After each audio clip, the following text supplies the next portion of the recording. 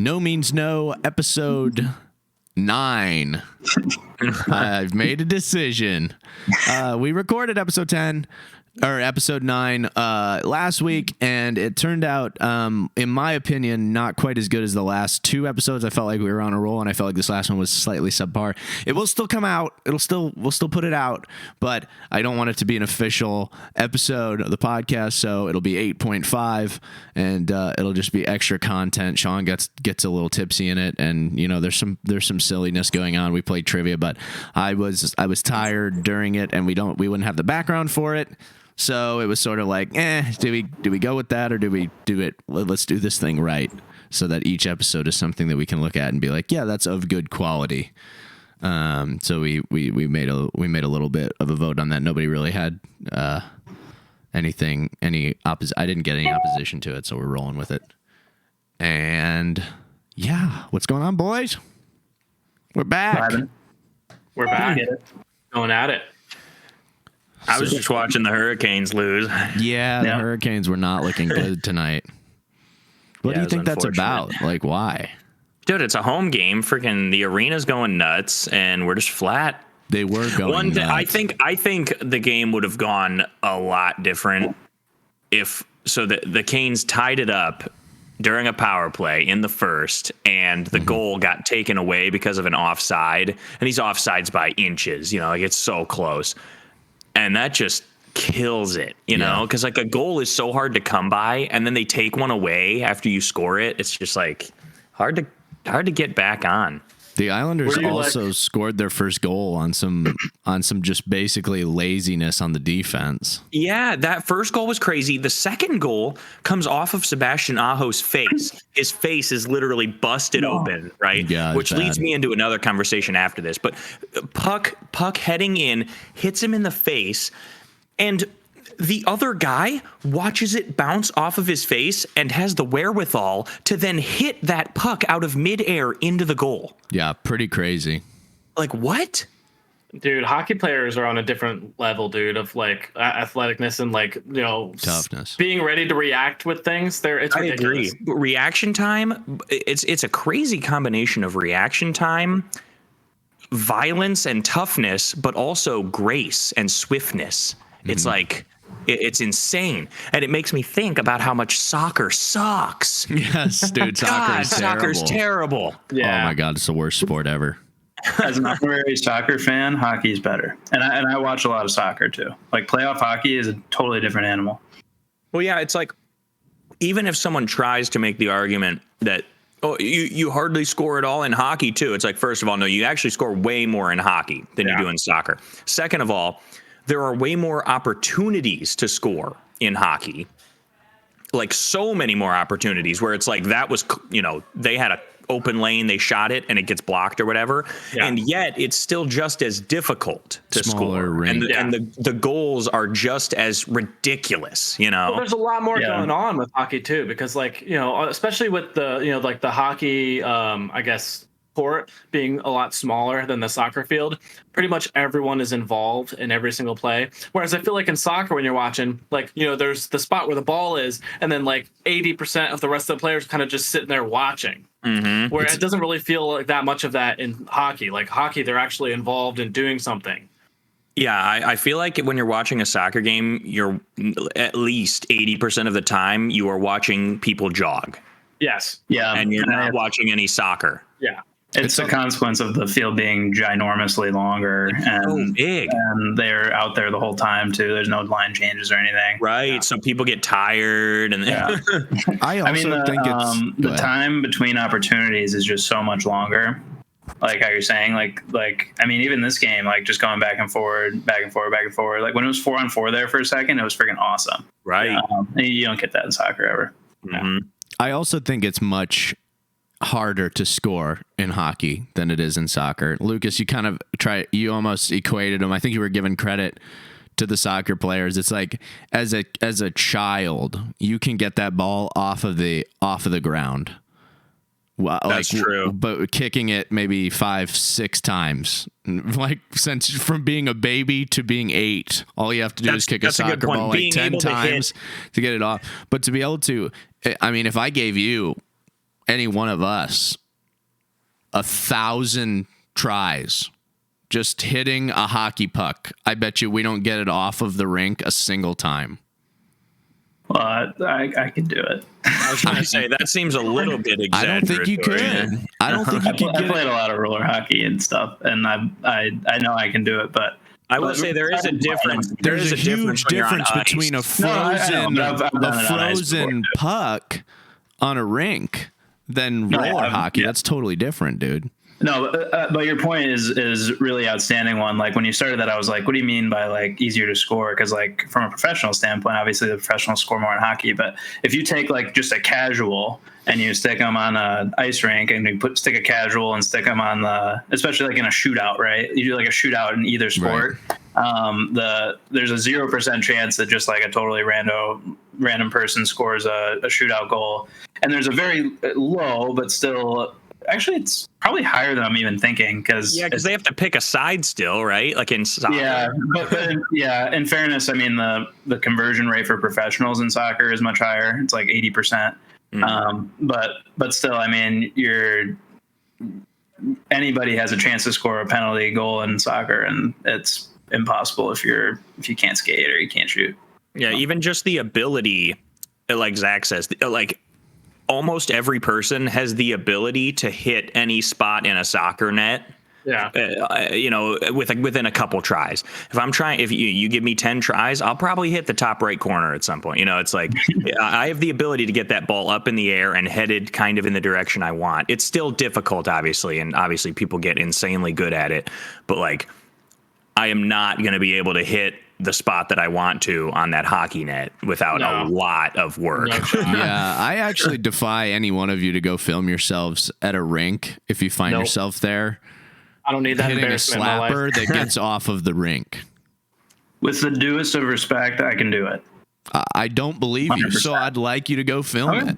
I don't believe you. I know That's what you fair. do. That's I fair. know you do. I I know you do I've the done thing where you scoop it in your driveway. I know the thing. I don't think you can do it. I've done it on an ice rink. Like I don't know what to tell you. When? I went with my cousins in Michigan. My cousins are big hockey players. Okay.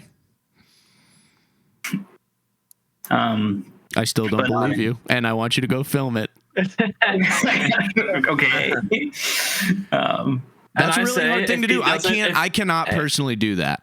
And I'm just gonna say, if he doesn't, if he's that confident, if it doesn't work, it gets on video him trying and it doesn't happen, he's a stick of butter. I'm just saying. Yeah. I'd like to I'll see do the it. butter. Like, I am very confident that I can go shoot a puck into a net and look competent doing it. But again, like No, my whoa. That's not what I said.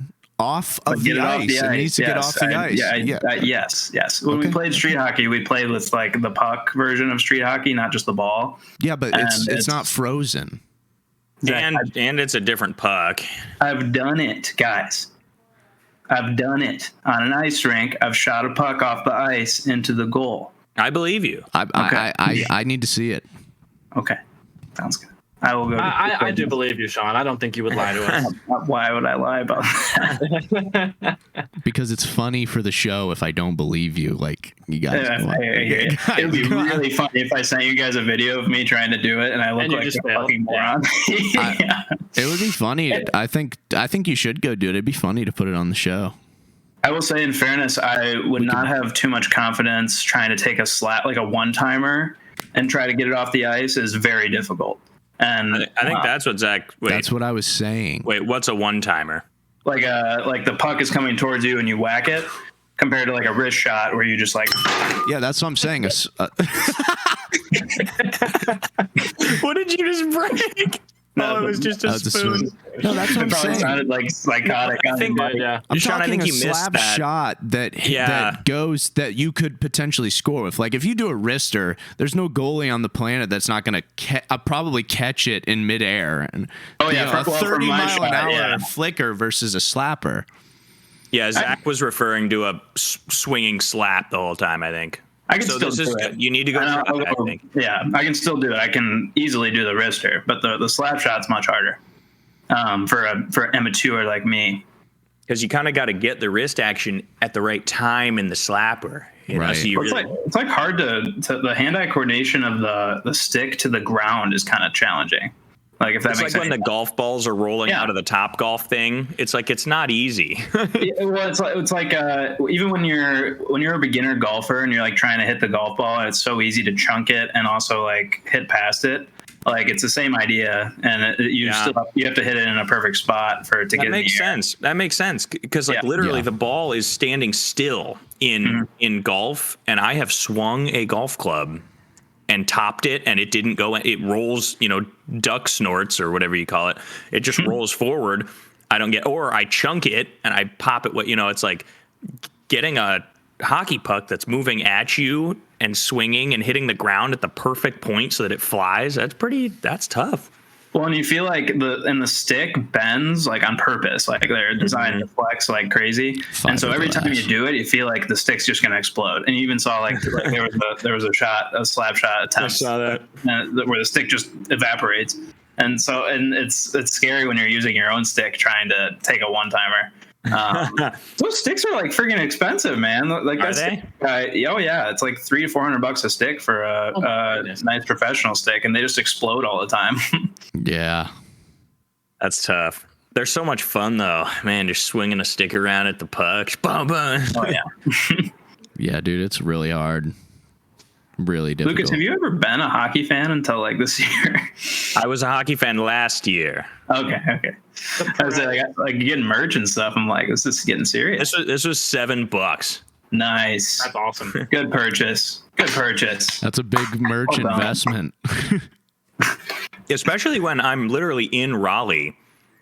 Like finding this shirt for $7 right now. Yeah, that is kind of crazy. Yeah, that's nice. That's really nice. Fits well. It's nice, extra large. Nice. Did they lose yet? Well, let me check.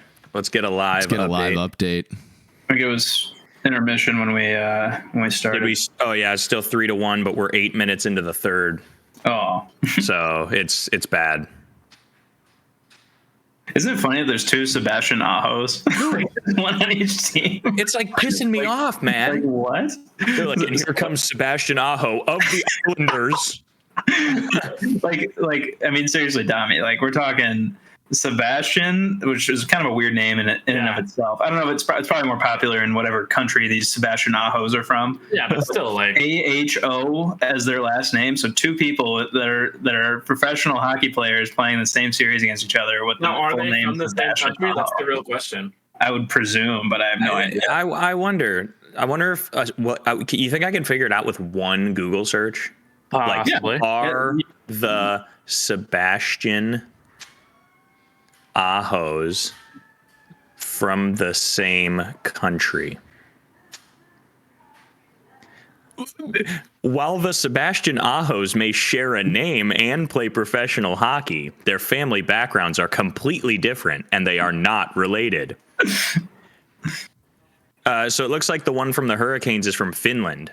Okay. I haven't seen the other ones. Aho. But isn't it funny that the answer said their name as the Sebastian Ahos exactly as I typed it? That's kind of weird. They're probably both like from that area of the world though, like around Finland and like the Nordic regions. Maybe Let's they're see. both gay. Oh, Now that's just speculation. Yeah, that's just conjecture, but I mean, it's something I'm curious about. Can we get that as a Google search as well? He's from Sweden, so he got Sweden and Finland. So the Nordic country up there, yeah. Same country. Yeah, that's the same thing. Not American. it's not American. It's all the same. Yeah, it's all the same. It's a dirty country. Dang. Sorry, Dami. Forgot you were Mexican. No, mine's actually dirty. That's the difference. Sweden and Finland aren't, but mine's actually dirty. Right. I mean, like defending Sweden and Finland. Like, I think it's worth it. Hey, I have no problem talking shit when like the shit's pretty real.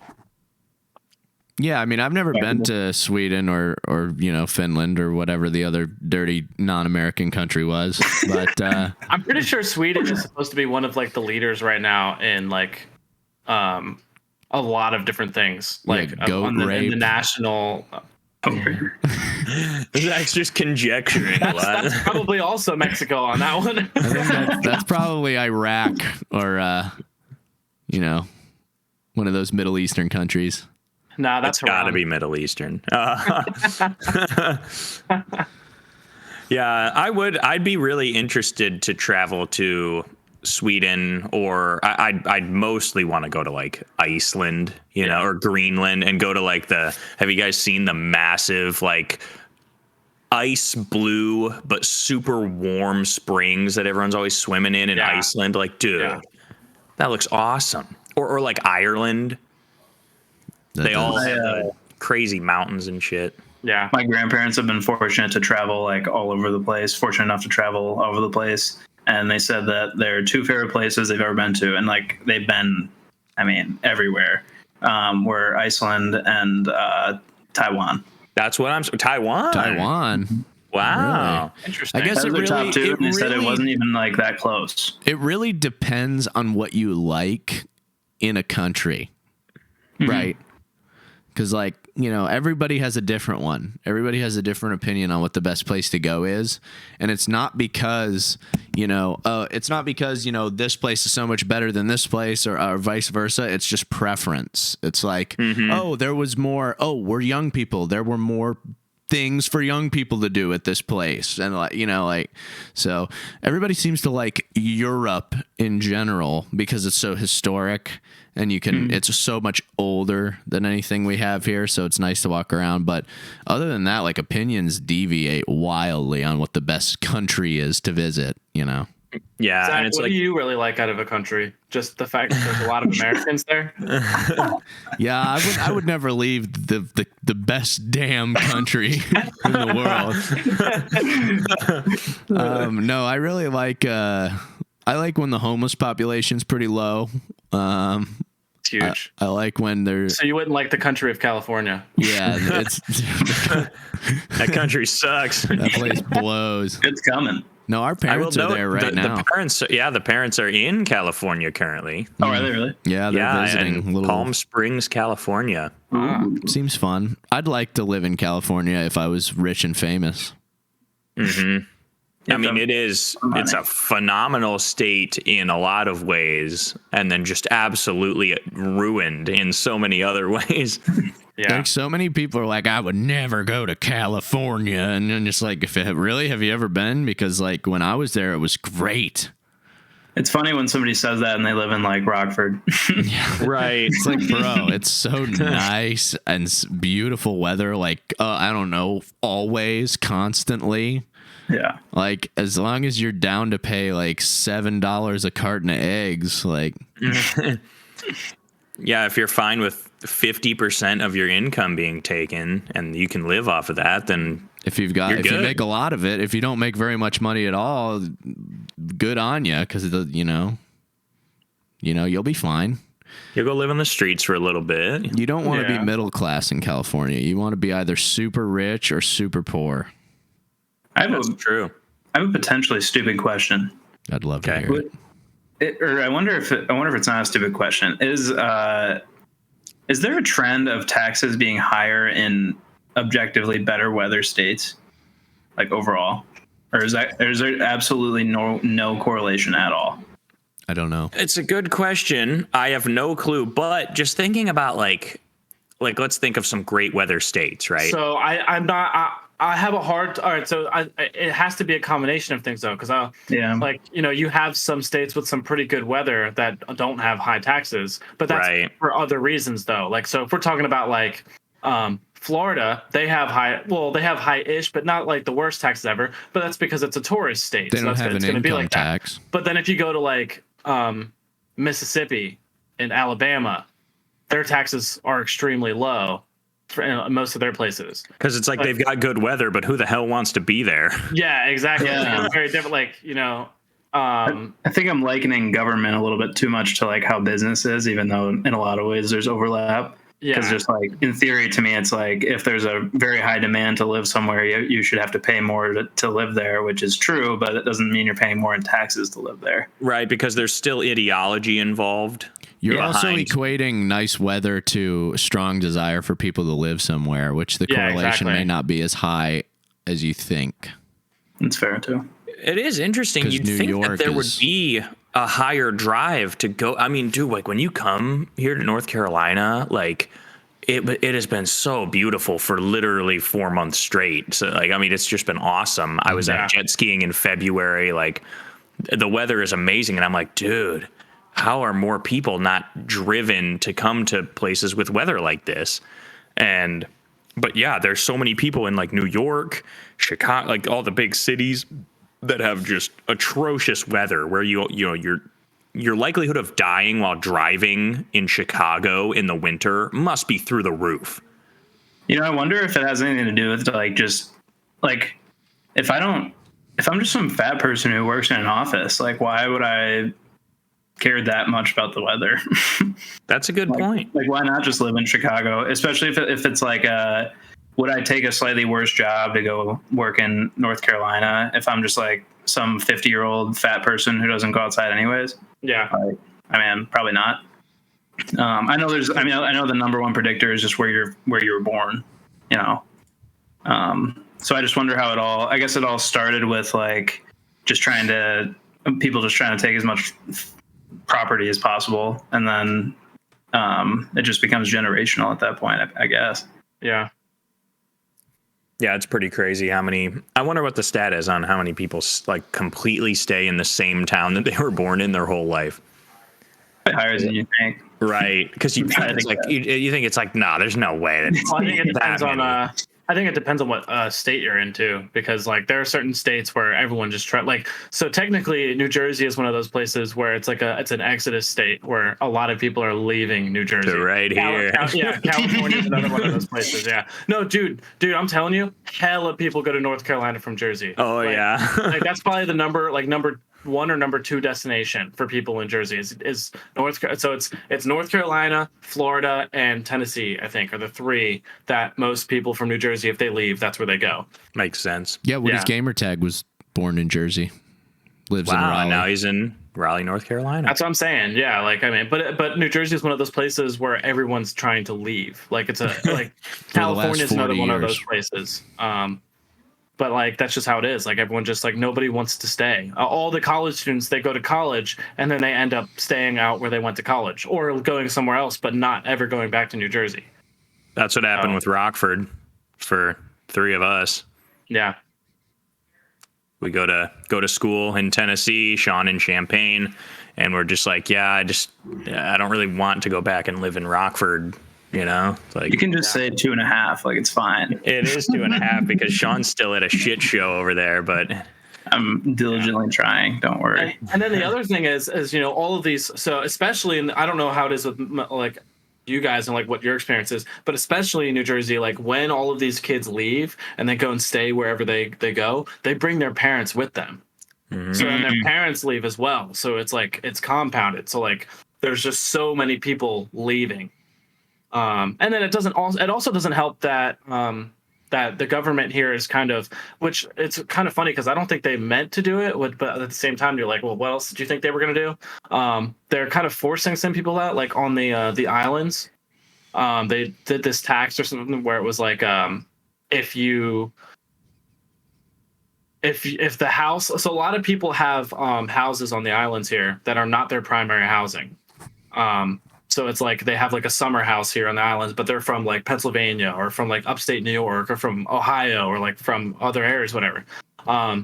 So they have that as like their secondary house, or they kind of live there. That's like more their primary house, but they don't count it as their primary house. So New Jersey started putting these like taxes to penalize those people who aren't using them as like their primary houses or something like that. And they were like, oh, fine, all right, screw you. And they just left. They sold the house and left. So now, like, all these houses that you really want a lot more people in are just sitting there like vacant. Like, and the worst thing is New Jersey, the majority of our taxes are paid by the beach towns and from people out of state.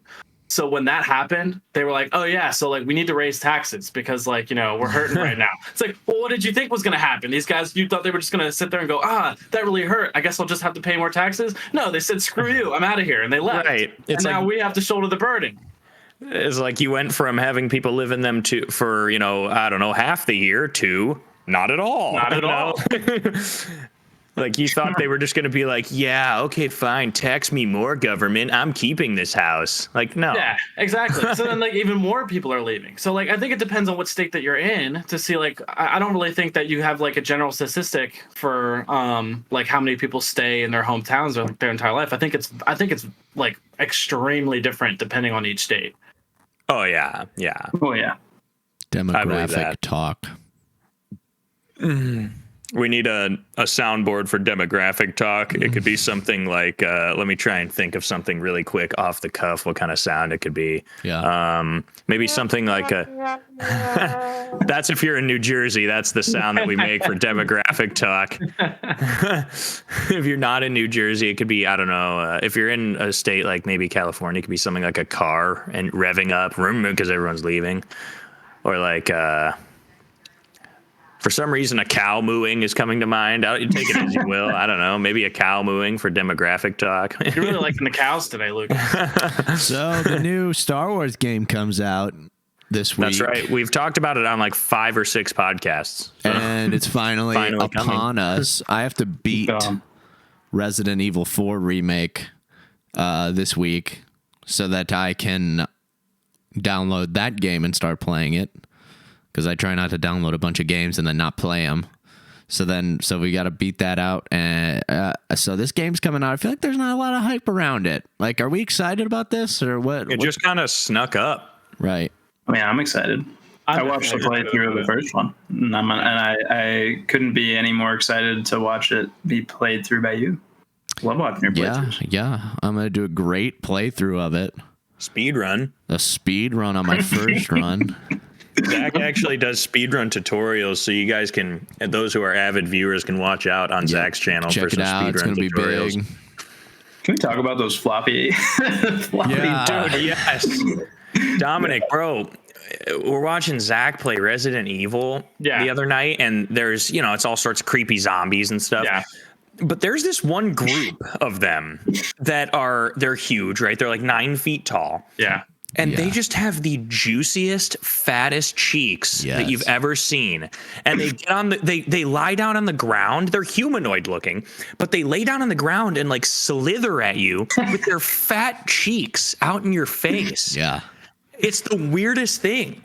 Yeah, I think that's just one of those things where, like, you look back on it and you're like, yeah, the developers knew what they were doing. Yeah, they're thick. Seems too. like It's like they're not. It's not like, oh, they just look really thick because they're on the floor. It's like, no, if you looked at this character model, you'd be like, why is he so bulbous in the lower regions of his body? And that's like who was designing this guy and was like, right, a little bigger, a little bigger. Yeah, he was having fun with that one. He just wanted them to have the biggest cheeks for no reason. Why not?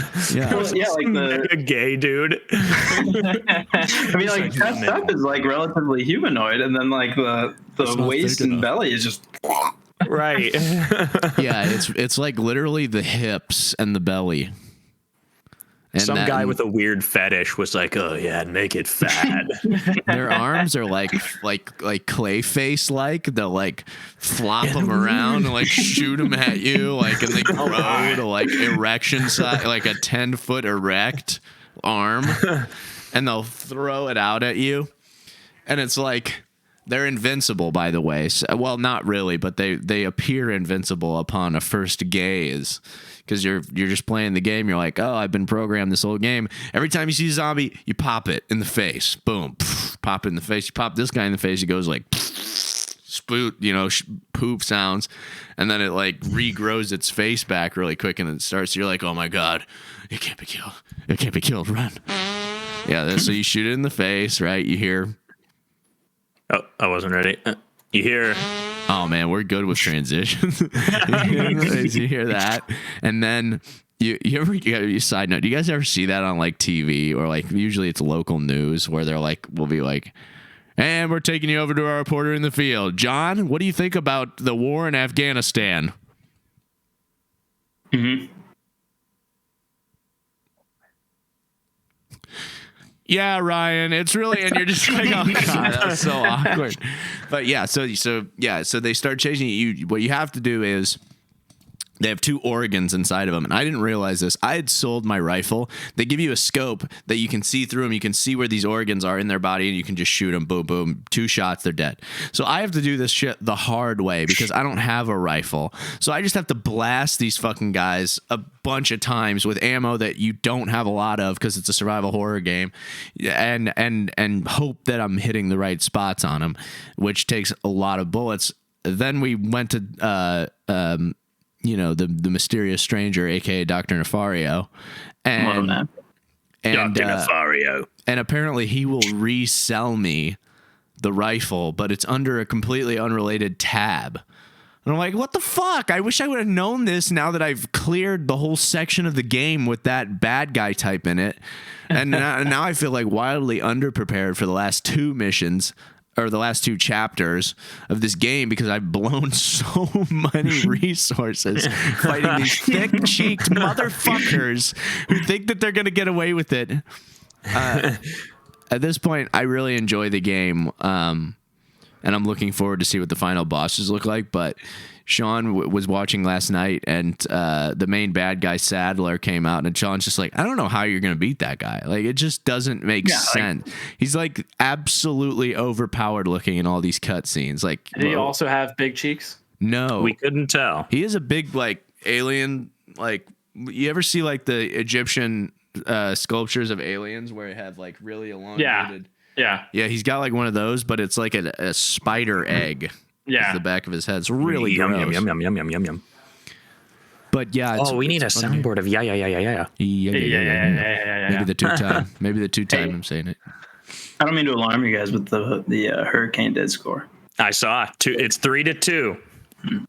Holy shit! 4 minutes left. Yep. Holy shit! I was gonna say, Zach, you reminded me. The thing in the back of the head actually made me think of the newest villain in the Guardians of the Galaxy Volume 3 movie. His face is all like taped back onto like a weird alien head. And it comes out like May 5th or May 4th. That's what I was about to ask. I was about to ask. Help me out here. We're on. This is the newest one. Yep, the newest one, Volume 3. Lexi and I, to prepare today, just watched Guardians of the Galaxy Volume 1, and that movie is actually like one of the best in the whole early stages of Marvel. It's so funny, but also really a good action and entertainment and stuff. And I was reminded of my favorite scene in the whole movie where they get captured and they show up in the prison. And Rocket Raccoon is like, oh, it's Bradley Cooper. He's like, I've been to 22 prisons. We'll be out of here in no time. And they walk into the room. It's like, it's like a huge prison room. Tons of prisoners are yelling at him and shit. And a huge guy comes up to like pick on him. And he's like getting in their face. He's like a giant alien. And Groot sticks his fingers up into the guy's nose and you see them grow. They're like growing into his nose, and he lifts him up off the ground, and Rocket goes, let's get one thing straight. And the little raccoon is walking around, and he gives this awesome speech, and it was like super funny. I was like, oh my God, that's like the best scene in the movie, and it kind of just like flies under the radar. Yeah, that's a badass movie. And we're supposed to get adult Groot back again for this, for Volume 3. Yeah, I saw that. He's like, basically, he doesn't look, they did a different design kind of, but I'm excited because he has not been I actually really liked him as an adult in this first movie. I was like, wow, that's really fun to watch. Sweet. So yeah, we're probably going to watch Volume 2 tomorrow or something, or whenever, but I'm excited because James Gunn has actually done a great job with the Guardians movies. I've been watching Parks and Recreation with Chris Pratt again. Yeah, dude, Chris Pratt is just so awesome. Oh my God, he's so funny, dude. That whole show is great, but I like him best when he's tubby. Yeah, he's tubby in that show for sure. He is. I mean, he is way tubby. He got an awesome shape to be in Marvel. Yeah, pretty impressive. Yeah, and Jurassic World, that whole situation where he's 6-packed up. Totally, he did really good in Jurassic World. I think. What is it? I think the second Jurassic World movie was freaking terrible. Yeah, the first one's good. That's it. Yeah. To me, when I think about those movies, I'm like, they're fun, but I don't think of them as very good, serious movies. You know, You can't reboot. Same vibe as like Godzilla. Those Yeah, types of yeah. You can't Yeah. reboot an iconic series like 3 times. Like if you're gonna reboot it, you do one movie, and that's what they should have done because it was pretty good.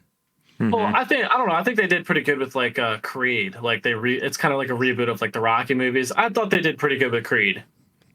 it is, and luckily, you're right. I mean, you could definitely call it a reboot of the Rocky movies, like because it's straight up. I mean, there's a lot of Rocky lore, and in this third one, they finally, and it probably has a lot to do with Sylvester Stallone refusing to be in it because he doesn't have the likeness of Rocky under his ownership, but. This third one, they really did a great job of. It was really just Adonis's story through and through. There was really no lore to Rocky. Yeah. He wasn't even really mentioned. So I thought it was really good though. That movie was fantastic. I think they did a good job moving it away from Rocky because obviously the first two, it's like, you know, Rocky's way in the first one, and then he fights Ivan Drago's son in the second one. You know. Yeah. I don't mean to alarm you guys, but I still haven't seen them. Oh no! Wait, like none of them? None of the Creeds or none of the Rockies. I saw the Rockies with you guys. Yeah, I thought you were about to tell us the Kane scored again. Me too. Because you used that don't be line ridiculous. last time when the Kane scored. No. There's 1 minute left. It's a damn shame. I believe. Dude, that'd be so crazy if they score right here. So I was actually down there with Sophia and a guy that she has over, who's pretty tall, pretty chill. Doesn't like that. And he actually mentioned to me that he had watched one of our episodes, and he was kind of cracking up because it's like literally just us talking. It's like, what is the point of this podcast? It's like, yeah, we just chat. It's a joke of the boys by the boys. Right. And he was like, have you ever thought about live streaming it and then posting it? And I was like, you know what? That actually would be pretty funny if like while we record it right here, it was happening live. So if someone wanted to watch it as it happens, they could. Yeah. And then it just gets posted like normal, you know, like it doesn't change much. We just go live while doing it. And I was like, that would actually be pretty funny.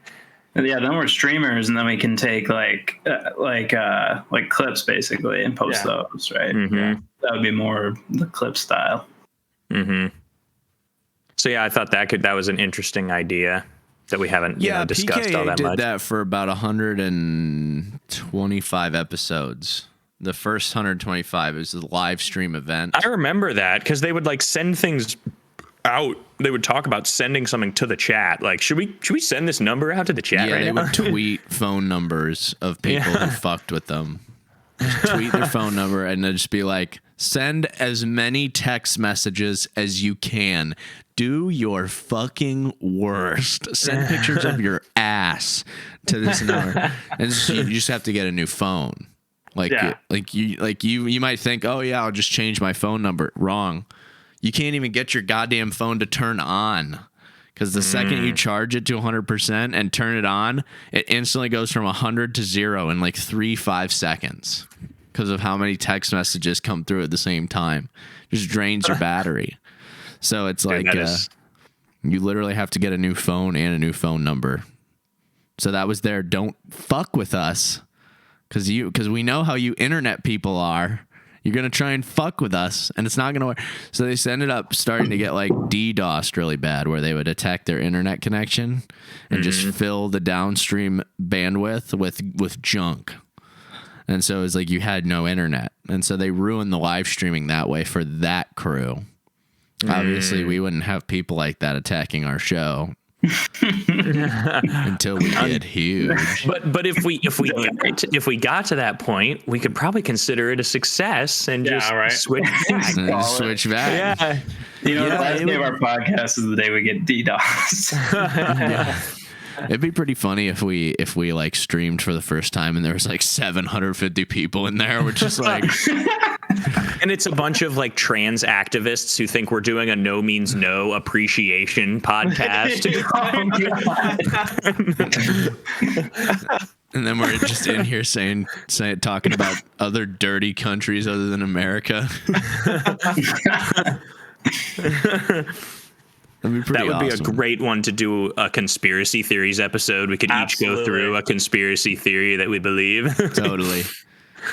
Like, you know, I'm not even going to say what I was about to say because I think it would get our video banned from YouTube. I don't think you're allowed to talk about the German leader in the 1940s and whether or not what he did actually happened or not. You know that like you guys know that meme, right? You guys know that like silly, I know about that theory. Yeah, that conspiracy theory. It's obviously like total bullshit. It's like it's a stupid internet theory that might not have happened. Dude, there's some people that follow that like wholeheartedly. Yeah. Oh man, conspiracy theories are so great. And the best is when they're complete bullshit. But I know. There's I feel like I would have to little truths. Dude, you know? the fucking flat Earth shit has me dying. Like, I'll never understand how they have that many people with believing appreciation for good research and solid evidence. I mean, what does it have you dying with? My favorite is when they go out and prove themselves wrong and then justify it. Damn it. They're like, fuck. They rented a helicopter. They're like, so our experiment actually came up with evidence that shows that the Earth is round, so we're really confused. we realized that we must have done it wrong, so we're going back to the drawing board. Dude, like, that shit has me dying. Yeah, those guys are like, they have to be pranking though, right? Like, I feel like there was an earnest group of flat earthers of maybe 1,000 in number, and there are probably 30,000 trolls. Oh yeah, for sure. I don't know. I think Kyrie Irving's pretty serious. I mean, he might be. I think he is. I think he is. The way that he acts and like with things, I think he's pretty serious about that. He's probably pretty stupid because he's never had to be good at academia ever in his life. That's true. It's kind of like Floyd Money Mayweather, you know? It's like Money he can't even read. The money. But he just makes so much money. He was like he was on some podcast. He's like, yo, this podcast guy's like, yo, money. I will donate to the charity of your choosing $10,000 if you can just read for me right now the first page of Harry Potter. Can't do it. I saw that. That shit was funny. He cannot do it. He like stumbled his way through some really bad sentences, skipping words here and there that he didn't know. It was really bad. Oh, he tried? Yes. It was really bad. Because like that's how you know it's real is that he actually can read some of the words, but not all of them. And he's just sounding them out. You know, like a lot of them he's just sounding out, you know. It makes me wonder about his early life. Like what was he up to, you know? It was probably pretty rough. Probably Dude, not going to school, that's for damn sure. A lot of fighting in the streets. A lot of head knocking. Yeah, a lot of shoulder swivel. He just slept like this. That's how he blocks. It's like it's really helpful. You roll with it and you lift the arm, you know? Yeah, that's like his thing, right? I mean, that he doesn't really use his hands very much to block. Mm-hmm. Tommy, I feel like you're a sneaky good fighter. Absolutely not. I feel like haven't we talked about Dami's record? He has never been hit, but he's never landed a hit, and he's been in fights. That's right. He's been in a couple fights. Dude, I don't like fighting. I'm not about it. No, Dami's a lover. He doesn't like to Dude, get it. I'm all He's a talk though. sexer. He's Like, not cause a I will fighter. talk, bro. I will talk all day, and then the moment it gets to the fight, it's like, nah, I'm out. I want no part of this. I was just kidding. Lucas, do you remember me always talking, like when we were in the basement, always roughhousing? When I say we, you, always roughhousing. I love roughhousing. And like everybody tried to get me in there, and I'm like, guys, I'm not a fucking idiot. I'm not gonna go try to fight Lucas and get my ass whooped. This is how you get better. I saw what you did to Matt, man. Dude, that shit, man. Like when I think back about it, that was like some, you know, like little kids are like it's almost like we're drunk retards. You know what I'm saying? Like little kids sometimes, like you think back about the stuff he did and it's like, whoa, dude, like why was I beating the hell out of Matt? I don't even know why. You beat the fuck out of him. And he just kept getting back up and coming back for more. And I don't know, I do think about like when I look at like a 13-year-old now, they just look so little. So like maybe just in our heads, it's a little bit exaggerated. But I mean, I feel like there could have, like, I thought he broke his arm that one night. Yeah, I you know remember. what I'm talking about? Yeah. Like, he was holding Matt's arm and gave him a full kick to the side while holding his arm as hard as possible. And this kid's like, I mean, I don't know how tall he was in comparison to you, but like at least several inches shorter than you and way smaller. And I was like, that's it. He just snapped his arm. Like I started to go upstairs and grab the parents. I was like, I do remember. I actually, like, that's a long time ago, but I do remember that exact like kick. Like I remember doing that. And I will say, I was not like unleashing a kick on him. Like I actually wasn't. It was like kind of I was trying to look cool, and I was trying to like land it, but I wasn't like, and obviously I wasn't trained at that point, but I wasn't trying to just Spartan kick him as hard as I could. I just wanted to look cool like to the audience. I really remember I was not like, I wasn't like wailing on him or anything. We were kind of just mostly wrestling and stuff, but it was still a smackdown, bro. I was like, he was like crying, man. Yeah, it's like what was going on? Yeah, like I know you weren't like punching the crap out of him or anything, but It sounds like we were having a great time. How old were you guys during this? I don't even know. Probably middle school. I think it was middle school. It's probably 13. And Zach, I'll never forget you. What'd I I'll do? never forget you front kicking him down the stairs. No. It wasn't a front kick. Well, actually, wasn't there a front kick after? There were two kicks. One was of a them was a throw. grab on the face. It was a from behind grab on the face and pull down the stairs. And it was spurred because Matt, our friends, Matt and Luke, basically had we must have been younger. I feel like that was like Oh, That yeah. one was a little young younger, middle I school. think. Yeah. Maybe 6th grade for us, maybe younger.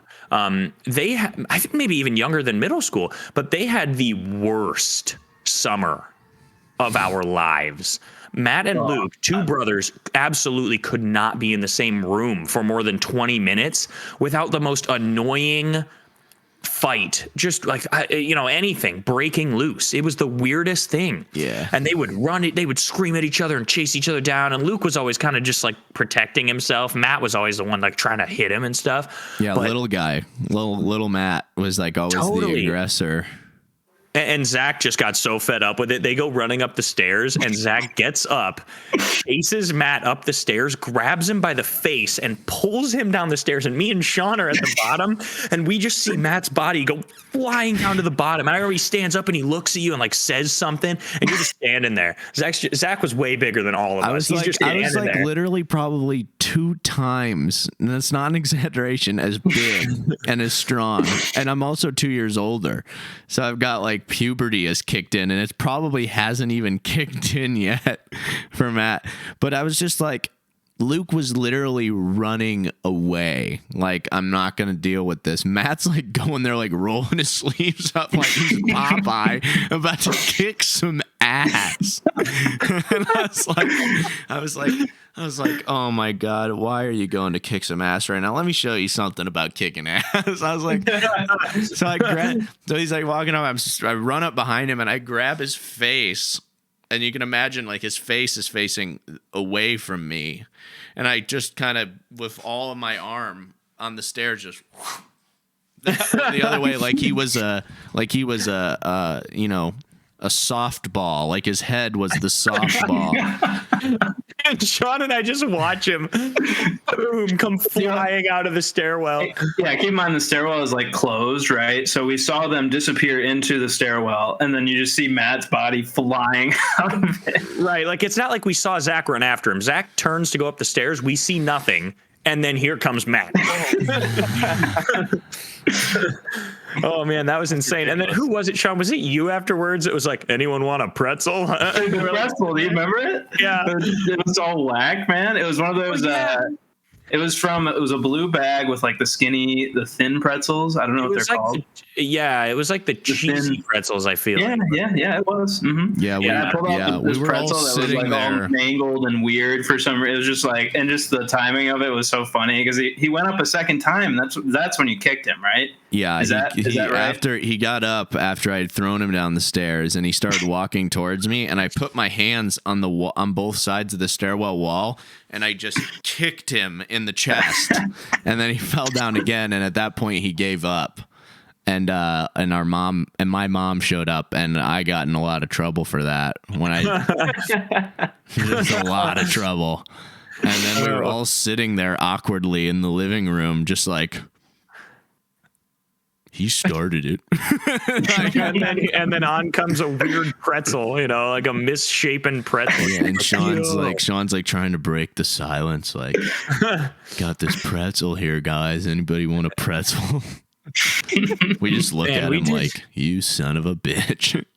So much weird stuff happens when you're little, man. It's like, I remember Zach peeing on me out of a tree, just Remember that. unprompted. Zach pees on me out of a tree, right? And then because we're little, Zach just basically thinks there will be zero like reparations paid, and I am somehow able to climb into that same tree and pee back on him. It's like, what were we doing? And like, why was I watching it all happen? Like, what was going on? Well, it's like you're in you're standing in a tree, you're peeing out of the tree, right? Because we lived in the backyard, really. Like, we were in a tree a lot. You had to pee sometimes when you're climbing the tree, and like I'm looking down there, I'm seeing like it's like every impulsive thought wins when you're 12, and it's like, I could totally pee on Lucas right now. He's just standing there, and then it's like, yeah, but I probably should. Oh, just did. And then you have no regard for your own safety afterwards. You're back among back to my business as and then I all was of a sudden doing. You're getting peed on. Right. And then we both got in trouble for peeing on each other, and I don't even think either of us were that upset about it. It was just like, yeah, we peed on each other. It's funny you say that. And I think it's a testament to your guys' relationship. That is the last time that I remember in my head you two actually being upset with each other about anything. It stopped abruptly with me and Matt. And you guys, and it was not what Matt and Luke were, but you guys like would get into it pretty intensely, especially when Lucas got a little bigger and started, challenging Zach a little bit. Yeah, and I credit Zach to being a great big brother, because he would have beat the shit out of me, like undoubtedly. I mean, I once threw a chair at him and broke the drywall. He's like leaving to go upstairs, and I just whip a chair. It's like a little roid rage or something from a little kid. And, I would hit Zach and stuff, but he would never. I was actually lucky that chair didn't hit me, because that would have hurt a lot. And I threw it pretty hard. And you might have gotten your ass kicked if that chair hit me. If I had actually hit him with a chair, it's fair. Like, that might have been the straw that broke the camel's back on all that good behavior you just talked about. Not even being on the podcast. Yeah, that would have changed everything from that point Can forward. you imagine? God was guiding that chair just left of Zach's location. See, the funny thing is, like, me and my brother definitely had the same relationship as like Luke and Matt. Like, really, me and my brother, just really argumentative all the time, to the point where it would be fist fights, at least 2-3 times my daily. My brother and I hated each other growing up. Absolutely loathed each other.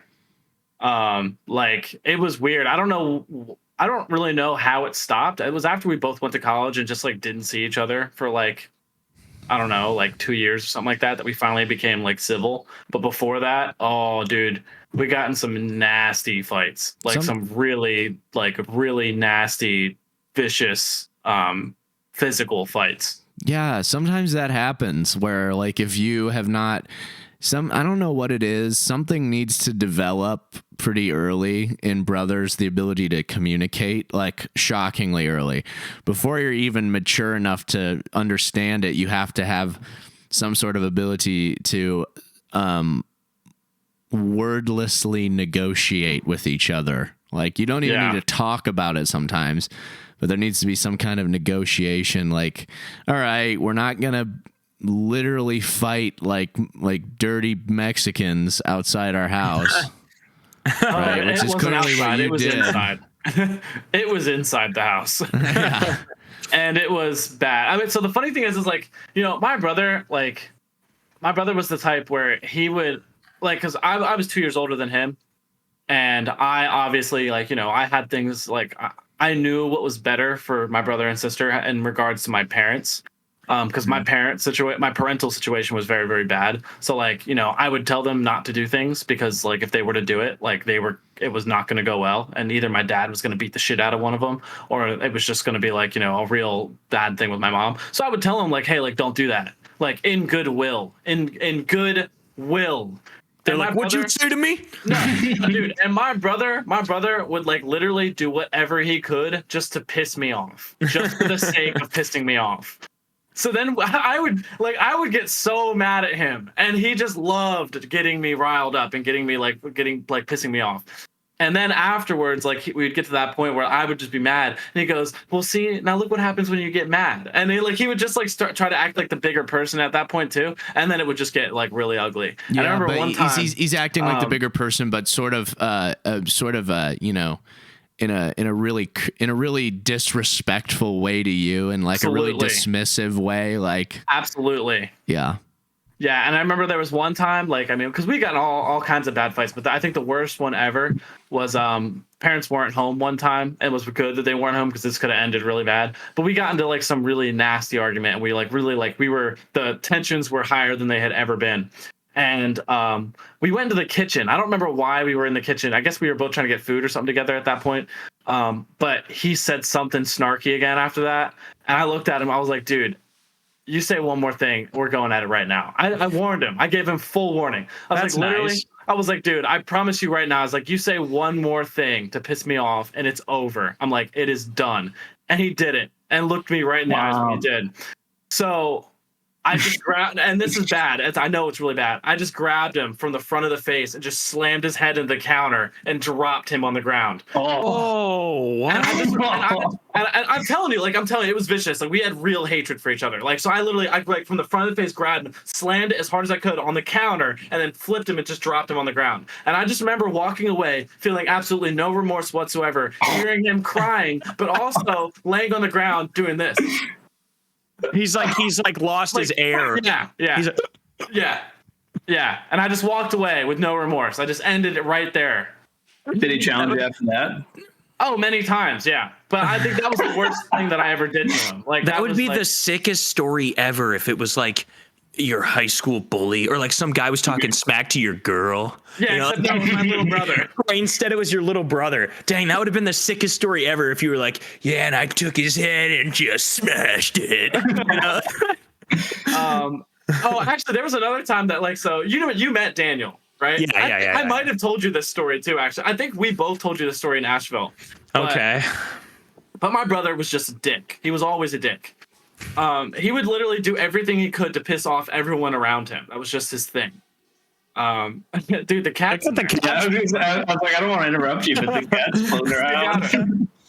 But so we were on a trampoline, and my brother does something stupid, even though we all told him not to, because we knew he was going to hurt someone because there's too many people on the trampoline. He did it anyway, and he hit Daniel square in the nose and gave Daniel a bloody nose. That's a classic trampoline start to a story. Yeah. And like the thing is, like, we were telling him, like, dude, don't fucking do that. You're like, don't be an idiot. There's too many people on the trampoline. You're gonna hurt somebody. And he just clocks Daniel straight in the. I think it was with his foot, like with his heel. I think hit him right in the nose, gave him a bloody nose. And Daniel, like, was always bigger than us. Daniel had never gotten a bloody nose in his entire life. He's like freaking out now. He's like, I cannot believe. And we're both like, we're all mad now. So we're like, this fucking idiot. We're planning something now. We're like, we're gonna fuck him up. Like, I don't know what we're gonna do. We're just gonna. And he comes up and he starts talking shit. So before we even get to like really get a plan, we just say fuck this. We grab him and we just grab him by both legs and we start swinging him around in a circle. And like he's like just we got him by his ankles and we're just swinging around, swinging in a circle as he's like screaming to put him down. The helicopter. And we don't realize how close we are to the trampoline. And the next thing you know, we just hear his head smash against the metal side of the trampoline. And he just like dropped. We're like freaking out now. We're like, no, like, dude, we killed him. Oh God! Dude, you probably could have killed him. We could have easily. Yeah. I like that was the most terrified I've ever been, probably, and probably for Daniel too. And he just gets up and like he ate that shit. Like he just gets up. He goes, "I can't believe you guys did that to me. You could have killed me." And he's just totally fine. Like nothing happened. And we're like freaking out. But that's the kind of shit that we did with my little brother. My brother was just, and he always started it though. He was a dick. He was such a dick as a kid. That's great. I'm glad you guys really put him in his place. That is brutal. With that But that's the thing though, helicopter. like that kind of stuff always happened with him, and he always like just acted like it didn't happen, and he would just like do stuff to piss us off for the sake of pissing us off. It was like his favorite thing in the That world. is frustrating. He just loved to see us get angry. Do you guys remember? Do you remember like what it felt like to be 12 years old by any chance? I kind of. Yeah, like a little. And it's sort of like a catch-22, like you can't. Yeah, you're right. The ability Like, to even think, oh, what was my maturity level? What was my thought process at 12 is like almost impossible until you have the level of maturity that we have now. Like we'll be able to remember what it was like maybe to be our ages now. Maybe. I'm not sure. I'm not convinced of that, but possibly. But I don't know. I mean, there's like glimpses of it that you could get, but it's mostly of like what your day-to-day life was like and the and the I feel like I mostly times. remember the way I acted.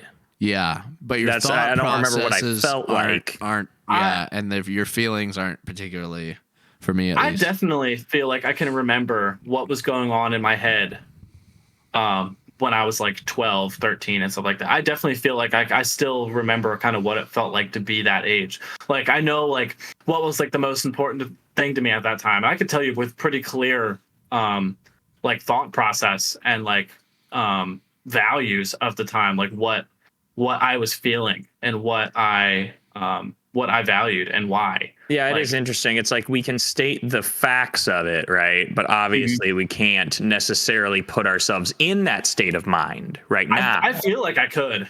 I definitely I was gonna feel like I could. and the reason I say that is because I was just, while you guys were having this conversation, was thinking about like some of the moments when I was 12 or 13 where like I remember like it just happened in my head, like some of these peak emotional moments that have happened in my life, like even, I mean, some were really good and some were really bad. Yeah. But I like some of them, man, like one time obviously my parents would argue, and most people's parents argue and things, but and I just remember one particularly like horrendous argument where I was trying to sleep, but the way our house was set up, like my parents' room, and Zach and Lucas know, like my parents' room is like, you can talk in the room, but it's directly in line with my bedroom, and it's like the stuff travels, man. And when they would argue, they'd go to the basement, and that would make it even worse because the vent from my room to the basement was like just a straight shot. Just a straight shot, you know. I like to imagine that Joe is standing like looking over the balcony, yelling down to the living room, and you're in your room, which is like just adjacent up the stairs, and you're just like, like that's the thing is like you can't quite see from downstairs up on the balcony. So like I would like constantly be sitting out because like you got your kid, like what's going on with my parents? So like I'm just like sitting out there on the balcony, just like listening to everything that's happening in the house. You can hear anything.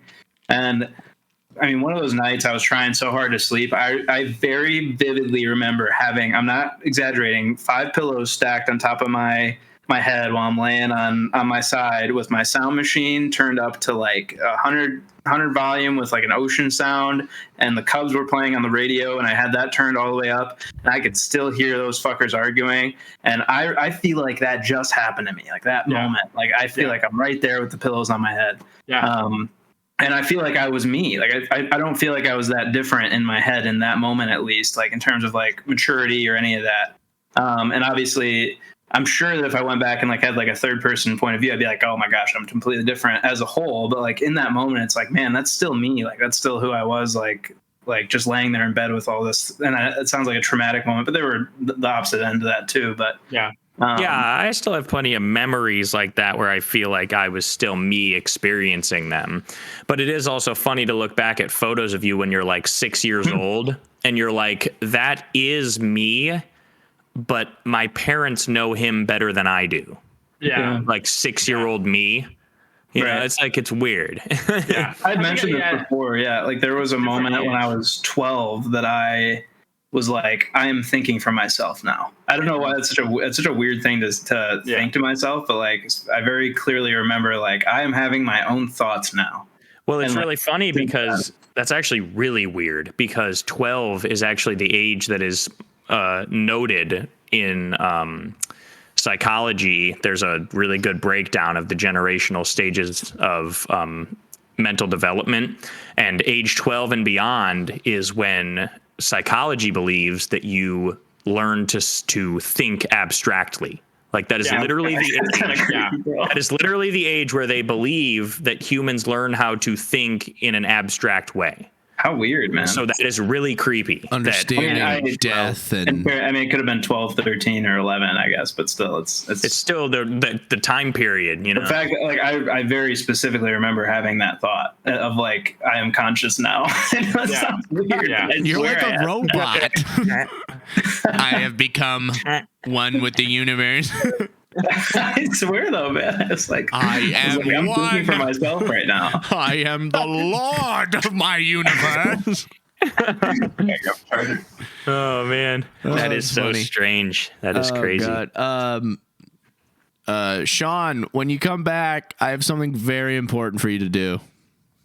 Okay, I'm coming. He's getting himself a I've got, kombucha right now. Sean's been on a serious kombucha kick. Oh, I love kombucha. I know what I want. Tell me something sexy about kombucha. Sean, this episode of the show brought to you by kombucha. Sean, give us the As a ad whole. read off the top of your head. Go. The ad? Yeah, give us an ad read for kombucha. Go. Kombucha rock your cooch. Oh, that that's was like just a- a straight that's up like a line. That was a slogan. one-liner. Dude, it rocks my cooch. You know? I want you. good. Okay. All right. Let me rephrase. I need you to do an ad read as if kombucha was sponsoring us right now. Oh, Go. okay. Well, you know what? How convenient. One Yes, sec. this is so convenient. He's grabbing from his 24 pack over there. That he Oh, goes damn through it. once a week. Is he out? Fuck. This is terrible for two reasons. I can't do my ad read with a live bucha, and I also don't have any bucha. That's a double whammy. That's crazy. Damn. You know, it's funny though. Actually, on my way out of work today, I dropped a bucha and it exploded into a million pieces. And I had Oh, to. that's devastating. That's not It was funny. empty. That's It horrific. was empty. Don't worry. It wasn't that big a deal. It wasn't that big. Don't worry. That's like saying, you guys want to hear a funny story? I lost a $100 bill. It flew right out of my pocket earlier. Oh, worry. Isn't that hilarious? it's not funny at all. It sucks. That's a good one, man. God, are you drinking a 920 Monster? 10 20. 10 20 here. What? Donnie, hit us with an ad read Oh, for you're talking about the Monster time. Import. Are you guys attacking me? I was wondering what you guys were talking. No, I just realized you're talking about the time. Yes, it is the import, by the way. Did you guys ever get an import or no? Yes, I tried it. No. It was good. I haven't had one. I made Lucius try it as well this weekend. What did he think? He had it with me. He thought it was delicious. It is delicious. It's better than the regular Monster. It is pretty good. It's that sugar, man. Dude, I'm telling you, the cane sugar changes everything. Yeah, it's really good. Yeah. But also, And the super lid. toad out here. The lid. also to respond to what you were saying with my 1020 Monster or whatever, dude. This like, bro, I cannot sleep without caffeine. So Like, what are you talking about? What are you talking about right I have an energy drink before Can I you go to read bed. the last line on that little paragraph they have on the side of it? Because I like it. And lean into the mic. Read. Lean into the mic and do it sexy, Money Mayweather. Are we gonna have a Floyd Money Mayweather situation here?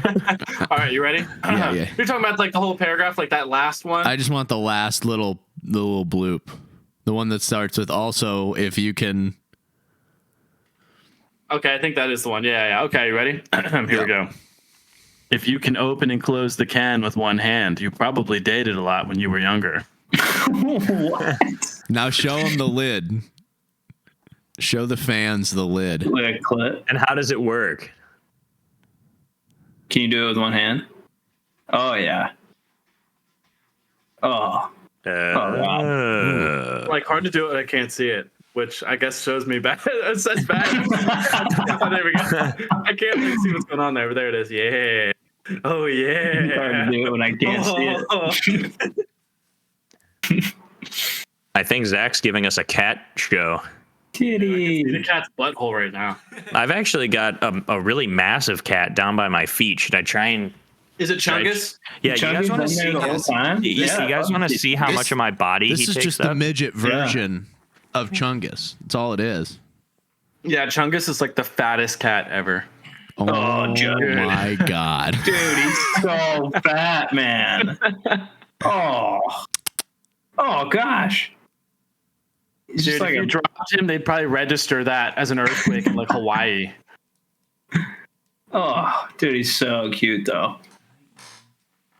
Yeah, dude, he just doesn't even care. He's just like, all right, I guess I'm being held. She's been very lovey recently. He's Well, now I like, man, want- what was that? I think she wants to fuck. Tommy's faces, man. That's going to be the thumbnail this week, by the way. Oh my. That's not what I meant when I said you needed some pussy, Zach. Damn. Look at her. She's totally chilling right here for the show. She's just chilling. She's hanging. It's kind of funny. She's like a member of the show. She's like, look, she's like, would you please turn your ass around and pet me more? Oh, she's something. mobile. She's just pounced at mobile. something. She has all her claws, so she's still very pouncy. Zach's a big believer in keeping the claws. I am too. It's just the worst thing ever to take the claws. Because then what if they need them? It's basically wisdom tooth surgery for cats, except we don't really give them that good of painkillers, so they're just in a lot of pain afterwards. And Yeah, but not even just that. Like, I mean, like, and it's then, just like, if you're gonna let your cat outside, it absolutely needs to have its front Yeah. claws. That's Like for it's climbing, especially. You It's know? like yeah, exactly. And it's like the chances of them being able to climb down from a tall tree are pretty slim if they have all their claws. But if they don't have the front ones, it's because they have to go down backwards because their claws go this way. yeah. So they have to go down it with their ass facing towards the ground, which is not their general inclination, which would be to go face first. They can't do that. But they really can't do it if they don't have these front claws. If it's just back claws, they're obviously going to sklit down the tree and fall. So, Yeah. yeah, she's going to keep her claws. She scratches our curtains occasionally, and they're, not in the best shape because of that. But, You just got to get the spray bottle. I'm telling you, it works. I will try and do that.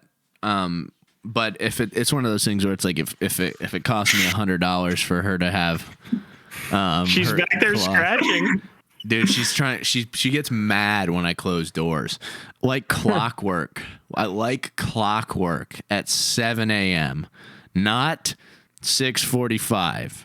7 a.m. She scratches the fuck out of my door right there to have me open it. I walk over, I open it. She walks in here, takes a look around, takes note of everything, and then cruises. She's like, everything looked good here, Sergeant. Keep up the good work. Right.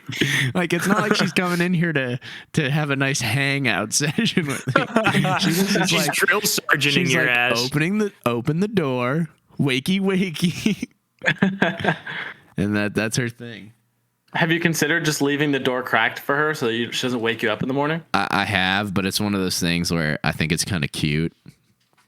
And it doesn't bother me to go open the door. Like, she is scratching the shit out of that door right now.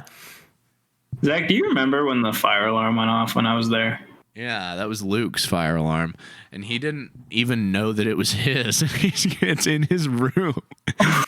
and he woke up. Do you guys hear that? Yeah, he woke up and that was Sean and I are like, what? We're like in the middle of the night, like, like sniffing around, like, does this smell like fire, dude? Why the fuck did that alarm go off for like 13 seconds? And then we never, I don't know what the hell was Lucas doing that he didn't. Was it my last? Was it my night before I had 7 a.m. tutoring?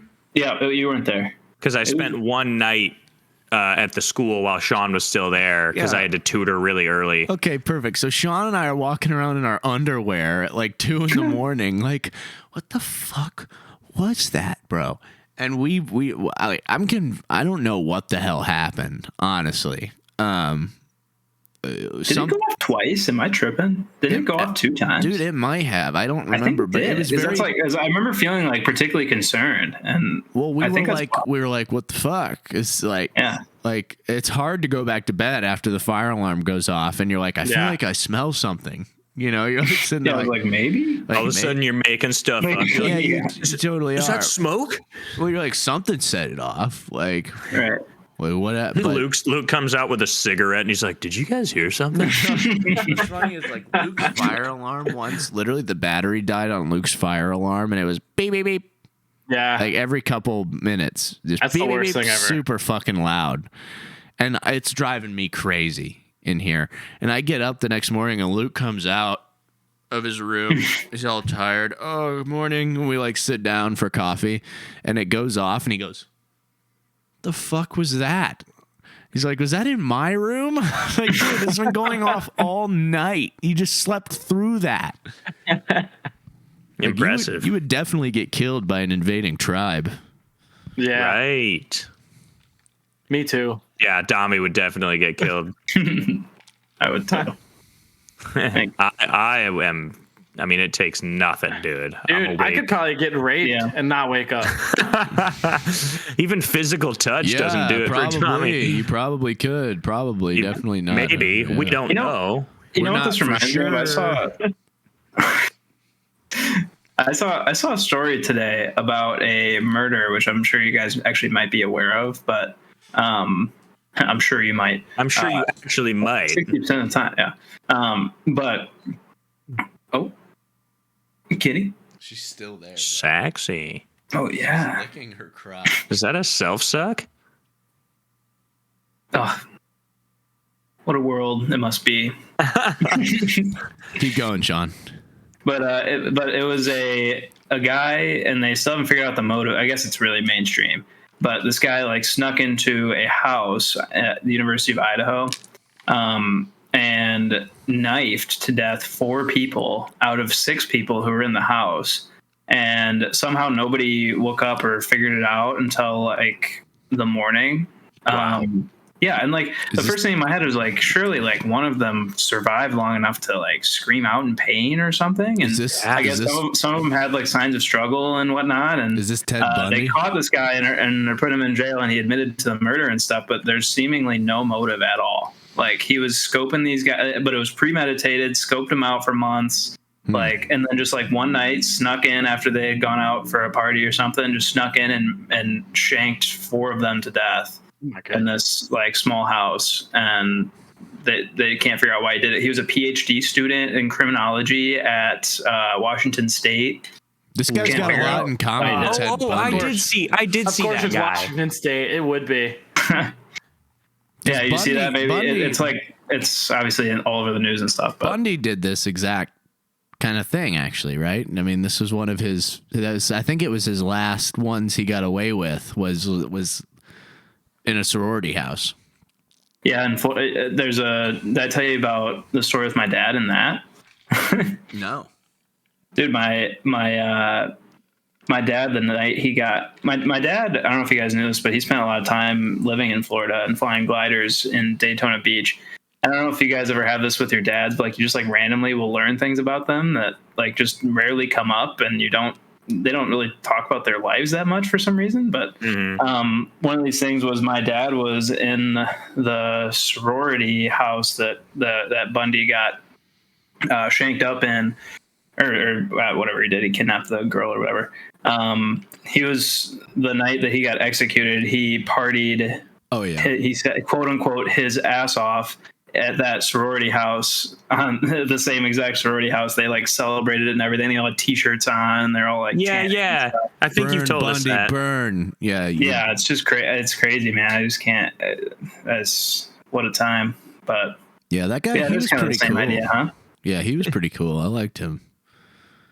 He was very suave. Yeah. Ted Bundy. Yeah. Totally. No, Joe. I was talking about Joe. Oh, Joe, dude, Joe's got some story. Joe randomly drops that like a random address. He just like says a random address out loud. And I was in That's my, kind of autistic, Sean. well, yeah, my sister was like, "What is that?" And he's like, "That was 774 the Wake address." Forest Drive. But my sister's like, "What was that?" And he's like, "That was the address on my fake ID." And I'm like, "What? Like, what are you talking about, Joe?" That's funny. You got to know it. Yeah, That is really funny. just because it's Joe.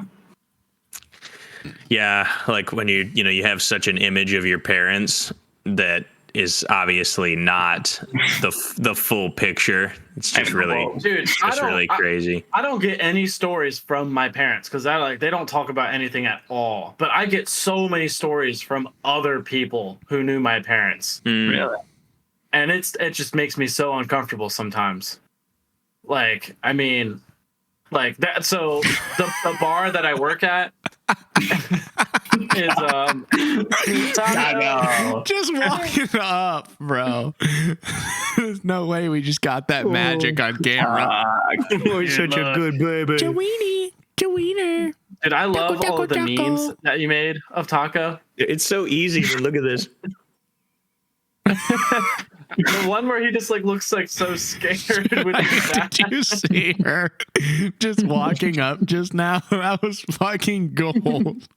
The crazy thing is I could probably hold her like this for the rest of the podcast, and she's like a little baby. She's just like, oh, I'm so happy. Let's do a chat. Yep, sitting right there. That cat is pissed at that door. We could call this the animal episode. Yeah, right. Tommy, go grab your fish. Yeah, I don't know about Here that he one. is. He's like, He's just like, what? He's just like, oh man. I have the one that we when we moved tanks, we tried to grab him and he stung us, and it was the worst fucking thing ever. Excuse It's me. like we had the one catfish has like Catfish. spines. Yeah, he has spines, and it like has like a little venom in it. So when it stings you, it hurts like a bitch. We didn't know that though. So we grabbed him and tried to throw him to the other tank, and he just stung the shit out of us. I was never. It was into worse than a bee sting. fishing Much at- worse. I was never into fishing at camp in the summer, but that was like an activity where you just go catch bluegills for like 3 hours because they have nothing Hell yeah. else for you to do at camp for a week. So that they would let me, because I wasn't into the actual fishing, they would let me be the guy who took them off the hook. So I would run around. Lucas may not even remember this. It was so long ago. I remember the camp. We had a really cool camp counselor, cool guy, played guitar, cool guy. I can't remember his name, but everybody was fishing, and every time somebody got it, they'd be like, Zach. So I'd run over, be like, give me that fucking fish. All this It's hardcore. fish. And I'm like, doop, pop it out, be like, look, guys, throw it back, right? And that was literally because I was like, I hated being at camp. So they had to make special privilege for me to do stuff to make me feel special while I was at camp, because I was like, I just didn't want to be there at all. That's Dude. funny. Hated it. I do remember you grabbing fish, like being really good at it, because I'm not very good at it.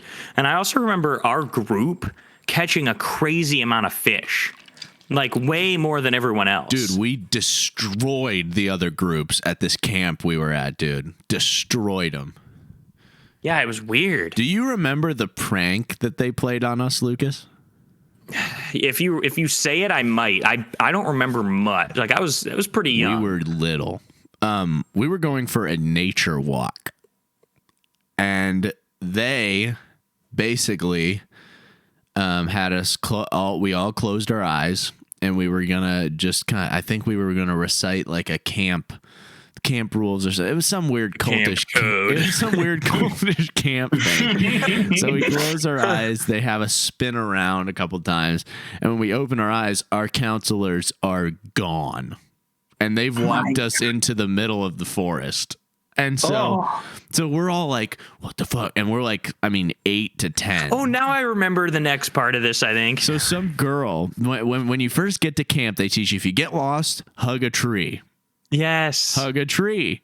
So this girl who's in our group, immediately when they disappear, just grabs the biggest tree she can find and starts hugging it. Our counselors come over a hill that they had clearly just run up, well, then hid on the other side of this hill, this teeny little ridge, really. They just peeked over and they just started cracking up at how we were all hugging trees. But they were so proud of us simultaneously. They were like, we're good campers. They were like, damn, you guys remembered that? That was like 6 days ago, and you're like 8.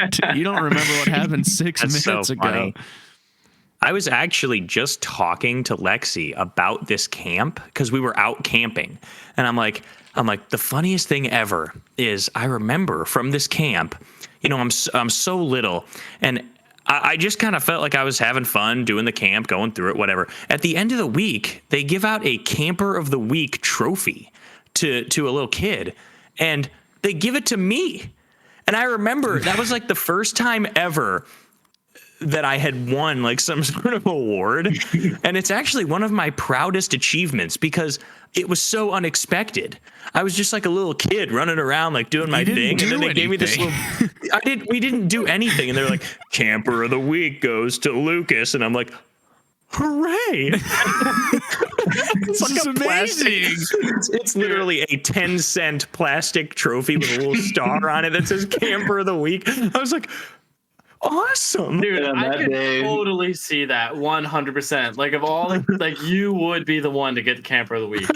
That's the funny part. Surprise me. That's the funny part, Donovan. I feel like that, like, the reason you're not surprised, I feel like that's where it started. I was about to say, like, that's where the psycho competitor Lucas Domberg was born. Was that that's where the 10-cent award? The Camper of the Week trophy. Sean, this was see, I don't even think it's like, for me, it's not even like the competitiveness or anything like that. It's just like the joke with like me and Trafton and Noah and all them back at school and all. It's just like all like good things just happen to Lucas. Like, that's just Lucas's life. Like, he just has all of these good things happen to him, and it's like it's nothing that he does. It's just his life.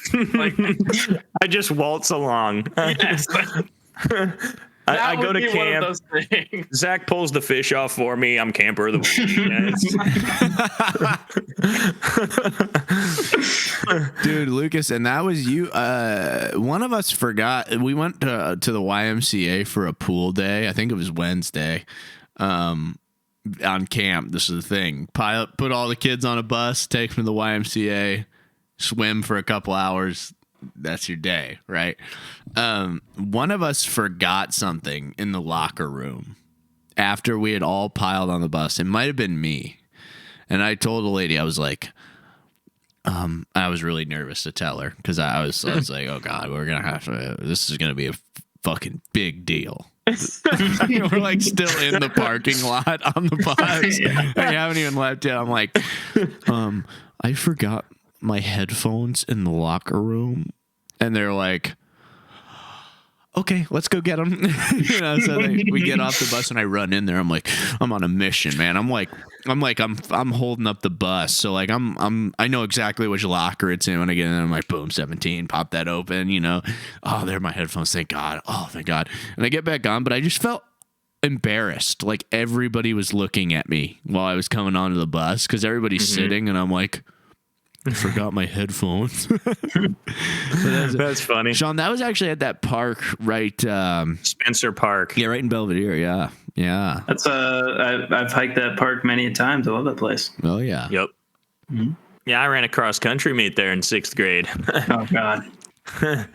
Cross country's crazy, huh? Cross country is just horrible. Running is the worst thing that you can fucking do. Like, pretty much, period. Like, running is brutal. I actually used to love running. That was my favorite thing in the world. Shut up, Johnny. No, literally, like that was probably that You was shut like up. You shut up. See what happens. no, listen, no. Running really was Okay, like fuck you therapy. too. It was like therapy for me up until like maybe 16 or 17 when my knees started to go bad. It does have. I mean, there's a reason that so many people do it. I hear you. I do. You know, I loved it. I would do it like anything running was like always like my favorite thing. So I did cross country and all that kind of stuff. Like, but I would run for fun just to like because it would clear my mind and I would just go out and do it and I would be so at peace afterwards. I'd feel so good. especially outside. Like you could feel really good taking a jog. You know? I only feel good when it's done though. Like while it's happening, I'm like, this is horrible. That's what she said. Oh, Thank you. Well, she felt good after it's done. Sorry. It worked out. I couldn't help it. That was like too good of a one. But see, for me, like it's really good where I live because like there's so many places to run to.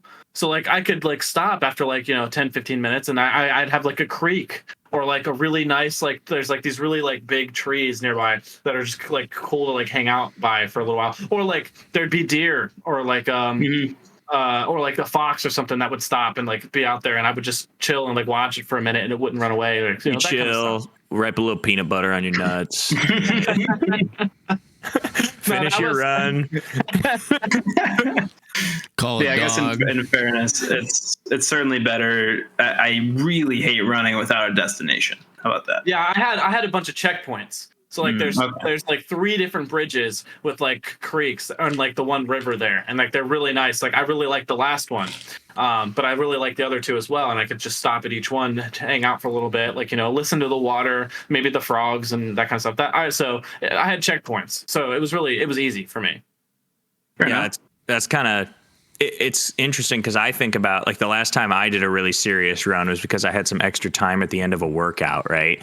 And I'd get on the treadmill, right? And there's such a big difference between running on the treadmill and running outside. But one thing I noticed was that I decided, I was like, I'm gonna run 1 mile and I'm just gonna absolutely book it, right? Like I'm gonna try and run a sub 7-minute mile, and I haven't done any cardio in forever, right? I just lift a bunch of weights right now.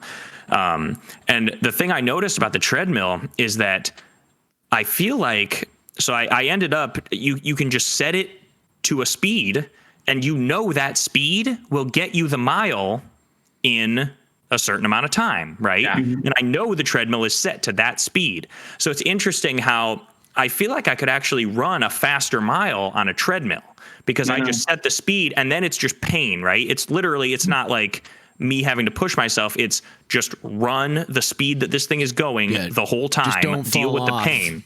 Don't fall off. Deal with the pain mentally. If you fall off, you lose. If you don't fall off, you win, And so I ended up running like a 6:52 on this treadmill, and I'm super proud of it, right? But I'm thinking about it, and I'm like, well, if I were to run outside, could I replicate that?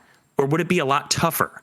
Because I don't have the treadmill telling me I'm running fast enough, So outside, all you need is the destination. So you just need to know how far from your point that you're starting is a mile. And you could do that in a car beforehand, or you could use like there's apps or whatever. So like I had a few different running apps like when I was younger, and like they would tell you like how far the mile was or something like that. So like either you could just determine where that destination is, or it'll have the tracker to tell you how far you've gone and how much farther you have. And I definitely think you can replicate that outside and not on the treadmill. I actually personally think I ran better outside than ever on a treadmill. I think almost all of my times were always faster outside than on a treadmill. Yeah. Well, the app will keep your pace. So if you like, I will pull it up on my phone the couple times that I've ran. So I'll just be very clear. Couple, 1.5. A couple. You can pull up on your phone and watch your pace. The only thing that gets weird is like when you're inclining, obviously the pace goes down, and then decline, it speeds up. Yeah. But if you're running on flat ground, you can track it pretty easy. And especially, I guess, if you run it a couple times, right? Like I run this route, I determined it was a mile. Okay, that run, I had an 8.5-minute mile. Okay, well, now I know. I need to push harder than I did on this one. So then the next, 2 days later, you go out and you run that same track. Okay, that was a 7.5. I just cut a minute off, but I pushed it, right? Yeah. So and then you just kind of know, once you know your route and you know how hard the last run was Yeah. and how long it took you, well, then you can kind of gauge yourself. Exactly. A lot of great info coming from a lot of people that haven't ran very much. AKA experts. We're experts in any subject. Yeah. Hey, just wait till you give me a little liquor. I'm an expert at everything when there's liquor in the You know what, Lucas? It's funny you say that because a lot of people, a couple people, I don't know why I said a lot, but a couple people I've talked to who you've come up in something. This has happened multiple times to me where they were impressed by your ability to speak with conviction on anything. And I think it was probably something to do with like the debates you would do in class where you just like they split you in half and they say It's like, no, even if I got some total crap, doesn't matter if you're biased against it or not. Like you're debating this and you're debating this, which I always thought those were really cool and interesting. And they said like you were the best, not necessarily bullshitter, but like you could take a topic that you know something about and make it sound like you know more about that topic than you might actually know, which is a really important skill in life, right? I mean, it translates to everything.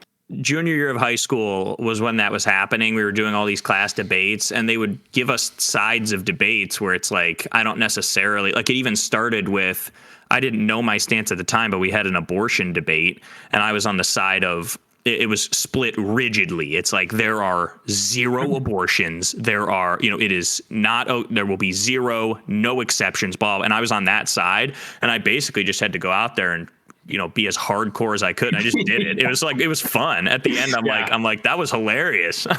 Yeah, no, those are the best, man. Like that's just a great brain activity for high school. Yeah.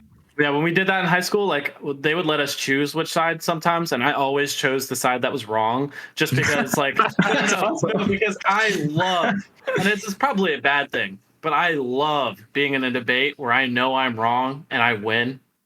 Right, it's pretty sick, dude. That is hardcore. And I was pretty good at it in high school. Like, I mean, I would just like sit there and just mouth off like all kinds of random stuff. And all you have to do is get them to trip up one time and it's over. Mm-hmm.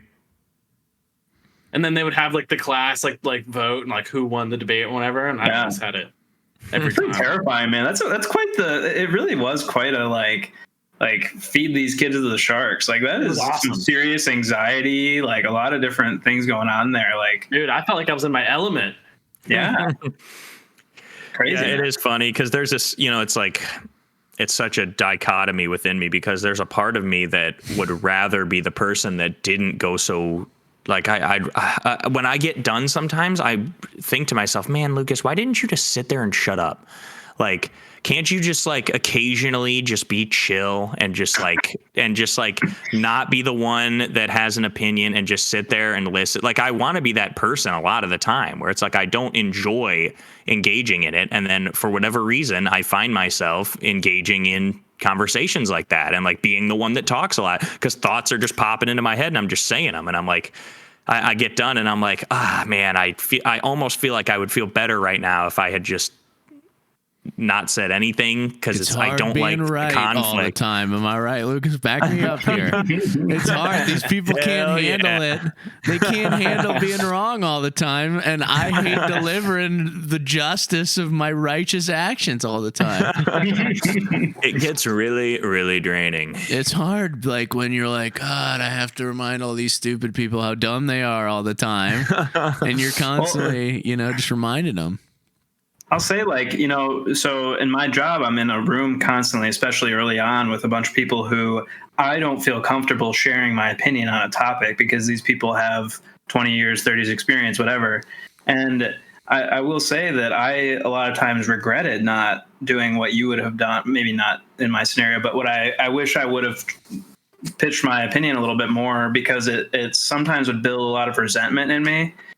When I'm sitting there and there's a big debate going on and I am firmly on one side and the other side is what ends up getting decided and I didn't share my opinion, there's nothing you can do to make me buy into the side that won that out. Like when I'm trying to like champion it to the sales teams or whatever and like convince them that this is the right way to do it and I don't believe it at all and I didn't feel like my opinion was heard. And I'm almost jealous of that a little bit because I feel like a lot of times I'm on the other side of that, at least in like a work environment or something like that, or a school environment. That's why I feel like I end up speaking up, because I know I've heard it said by, in a way by Jordan Peterson, but basically it's like, it's like I say, I get done and I didn't enjoy conflict. I don't enjoy arguing about things necessarily. I feel I kind of sometimes have a hard time speaking. My heart rate I get shaky a little bit almost, where I don't love being in intense arguments or anything like that. But just like you said, if you don't let it out and say your piece and do it and have conversations, it builds the resentment and you end up like feeling pent up a little bit. And it's like you have to let it out, but you got to learn how to do it calmly and healthily, Yeah. Yeah, well, it's typically people that are very unintentional with their lives. Like everybody knows these people. Like they get up, pop the head off the pillow, and then they just do whatever feels like what they want to do in that particular moment. Even people have full-time jobs and they still do this. Like they'll pop their head off the pillow. They'll be like, "Oh, I sort of feel like watching a little TV before work this morning." But there's no really rhyme or reason. Whereas other people will get up and be like, "All right, I'm going to hop in the shower real quick so that I can brush my teeth and then I can maybe have a little time to watch TV." There's a different sort of mindset there, but people who are less intentional with everything they do, I think, tend to like be like, "Oh man, I don't want to have this discussion because it's going to require me to enter some sort of conflict, and conflict's uncomfortable, even if it's just verbal." And then for people who do want to like voice their opinion on stuff, it's like you feel like those people are upset with you for disrupting how chill of a time they were having. Yes, I definitely have felt that, where it's like I'll be speaking on something that I am all of a sudden passionate about, where I'm like, this person is being ridiculous, blah, blah, blah, this point. And three people in the room are like, okay, man, let's like chill out. You're like, what are you talking about, man? Calm down. And I'm like, now I look like a dickhead because all these people are like, they don't want to hear any opinions. They just want to sit and, and just chill. But sometimes you do have to make it uncomfortable, because sometimes it's to the point where it's like, well, here's where I'm at about this person that I'm upset with. Like, I don't think it's cool that everybody in this room is pretending like they're not being an asshole because they don't want to have any conflict right now. Mm-hmm. It's like, I don't think that's cool. I don't think they should get away with that. And so I'm going to make everybody in here real uncomfortable right now. Like, and that's my job to do, because a lot of people will not do that. A lot of people aren't willing to do it, but they'd like the outcome. Like they'd like that person to stop being a dickhead. They just aren't willing to do anything or say anything about it. So, yeah. Right, the consequence of justice. I'll take it on.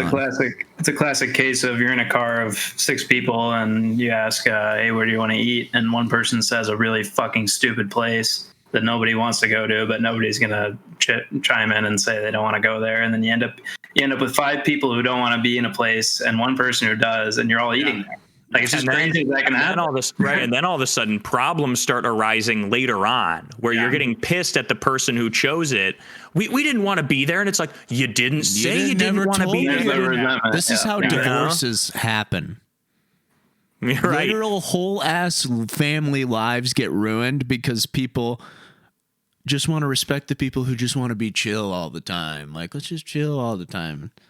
I want to say that's the story of the Cuban Missile Crisis or something crazy with Cuba. I had a whole thing on it in psychology where it was like, literally, it was a bunch of super smart, awesome people sitting in a room, powerful people, and it was the fucking sitting in a car and suggesting a place to eat situation. This guy said something fucking stupid that's going to kill a bunch of people, and everyone was like, well, okay, all right, sounds good, and then fucking did it. They're like, if I voice my concern, will it be uncomfortable? Yes.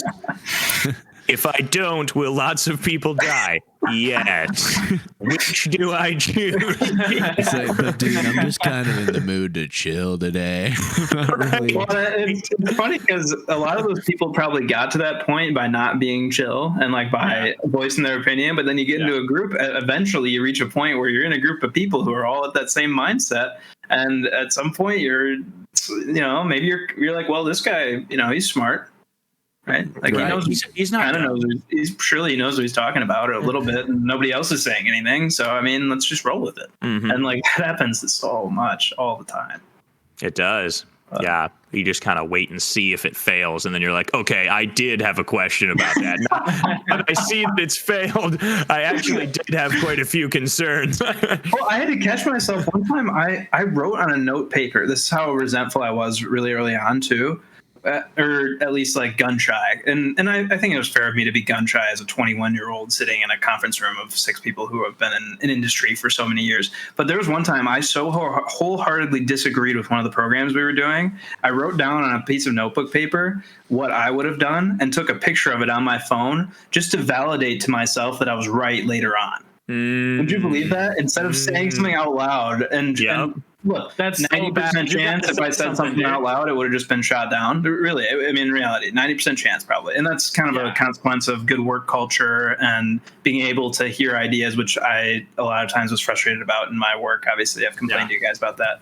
But can you believe like that's something I did, and I ended up being right, and I felt no gratification besides I'm just a little bit angry now. Yeah. Right. And, like this shitty thing still happened, and I'm the one who's having to deal with the shitty thing that happened because I didn't say something, and nothing got accomplished. And that type of thing happens a lot more than I think we realize too. Yeah, it's like if correctness was like pixie dust, all the correctness is trapped in your head and it's not out in the world making the world better, right? Like the pixie dust could have made the world better, but instead you were right just in your You were selfish fuck. Like a selfish bastard. Yeah, I mean, but like the when I thing ended is, up being there- right, there was like a little fist pump, but like that was it. And then I realized, like, what did that? Like, congrats, like, yeah, now you got to unmuck the shit that got mucked up because you didn't say something. So right. Yeah. Crazy. That was interesting. And the other thing is, I bet you there are other people in the room who thought the same shit I was thinking. Yeah, and then they didn't say it. Exactly. That's a common thing in the classroom. I had a teacher that would just always be like, if you're thinking something, someone else is thinking it, like I miss stuff. He's like, come on, talk to me, ask questions, because when it's a big lecture hall with like 50, 60 students in it, obviously my school is a lot smaller. It could be 200, 300 students in it. It's like, you do not want to raise your hand and ask a question where it's like, because there's always a scenario where the teacher's like, I just talked about that, you idiot. It's like, you don't want to ask a question, but the odds are a bunch of other people missed it or a bunch of other people are confused. So just, you got to say something.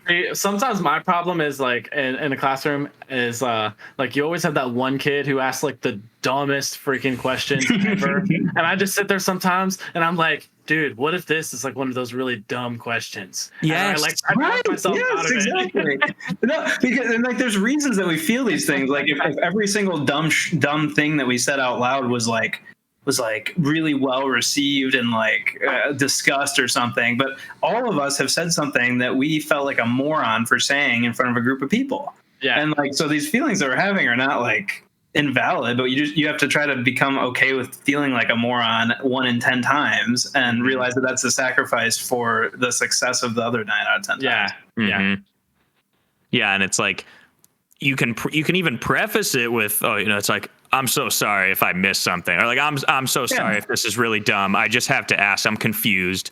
But you can't do that twice a class period, every class period, because then you get annoying. You can't be like, I don't usually preface. I usually apologize. So like afterwards I go, oh, I'm sorry, I'm kind of retarded. That's the best thing you can really do is just sort of make a joke of it and move on. Yeah. Because it shows confidence. I'm in a book right now called Leading Without Authority. And I feel like authority has a lot to do with this. Like how you said, like with a teacher, and it's the same thing as like a boss. Like if you're in a situation where the teacher has belittled other students or has made somebody else feel stupid because they said something stupid, why would you say anything out loud? Like you don't want to be belittled. Yeah. And I think it's so important to treat your employees or anybody under you, or if you're a teacher, your students, like as more of a collaborator than a employee, subordinate, whatever. Yeah, that's why you're always supposed to say, if you're the boss of somebody, you're always supposed to say, "Oh, this is Sean. We work together." You know, you're not supposed to say he works for me. You're saying we work together. But there is also the flip side. Obviously, you should always assume that somebody who's been there longer knows more about this than you. And you should assume that of everybody. Yeah. Always assume that whoever you're talking to knows something you don't know. Yeah. You know? Unless it's a guy at an AutoZone who doesn't know how batteries work. Named Richard. No, you can trust Richard, but Richard is on lunch break. God, I can't believe Richard was on lunch. I walk into an AutoZone to have a battery checked, and it's totally dead. I go in, I'm like, "Hey, man, I've got this battery that I bought at AutoZone. Do you guys have any way of like testing it to see if it still works or anything?" And the guy goes, yeah, you know what? Maybe Richard would be better at this. He turns around. I swear, this is exactly what happens. He turns around as if he's going to get Richard, walks 4 feet away from me, looks left and right, turns back around and comes back to me and doesn't acknowledge it. We just move on. It's like he became Richard. It's like his alter ego is Richard. What he's the like, hell? "What up, Richard? Here to help." You know, it's like Some real like schizophrenic shit right there. Did he test it? And so then he gets out this, it just gets better. He gets out this thing and he goes, "Okay, yeah, so like we've got this machine that can test it, but I've never used it." Like, what? And this guy's this guy's literally, for all intents and purposes, while he's there alone, the manager, because he's the only guy there. He doesn't know how to check a battery. Oh God, it was so funny. He takes the thing, it's got 2 cables on it, a red and a black, right? He plugs them into the wrong sides of the battery. What? He plugs them into there's clear positive, negative marks. He puts the black into the positive, the red into the negative, and the machine goes wing, wing, wing. He's like, here we go. He switches them. He's like, "We got a signal. It's working." He switches the poles, and then he's typing in some stuff. He's typing in the serial number. He goes, "Is this thing charged?" And I go, "No, dude. I told you it died. I haven't had the chance to charge it. I was wondering if you like." And he goes, "It says it needs to be charged." I'm like, "Okay, thanks, man. I'll see you later." Crazy. No way. Oh man, such an awesome visit to AutoZone. What day did you go?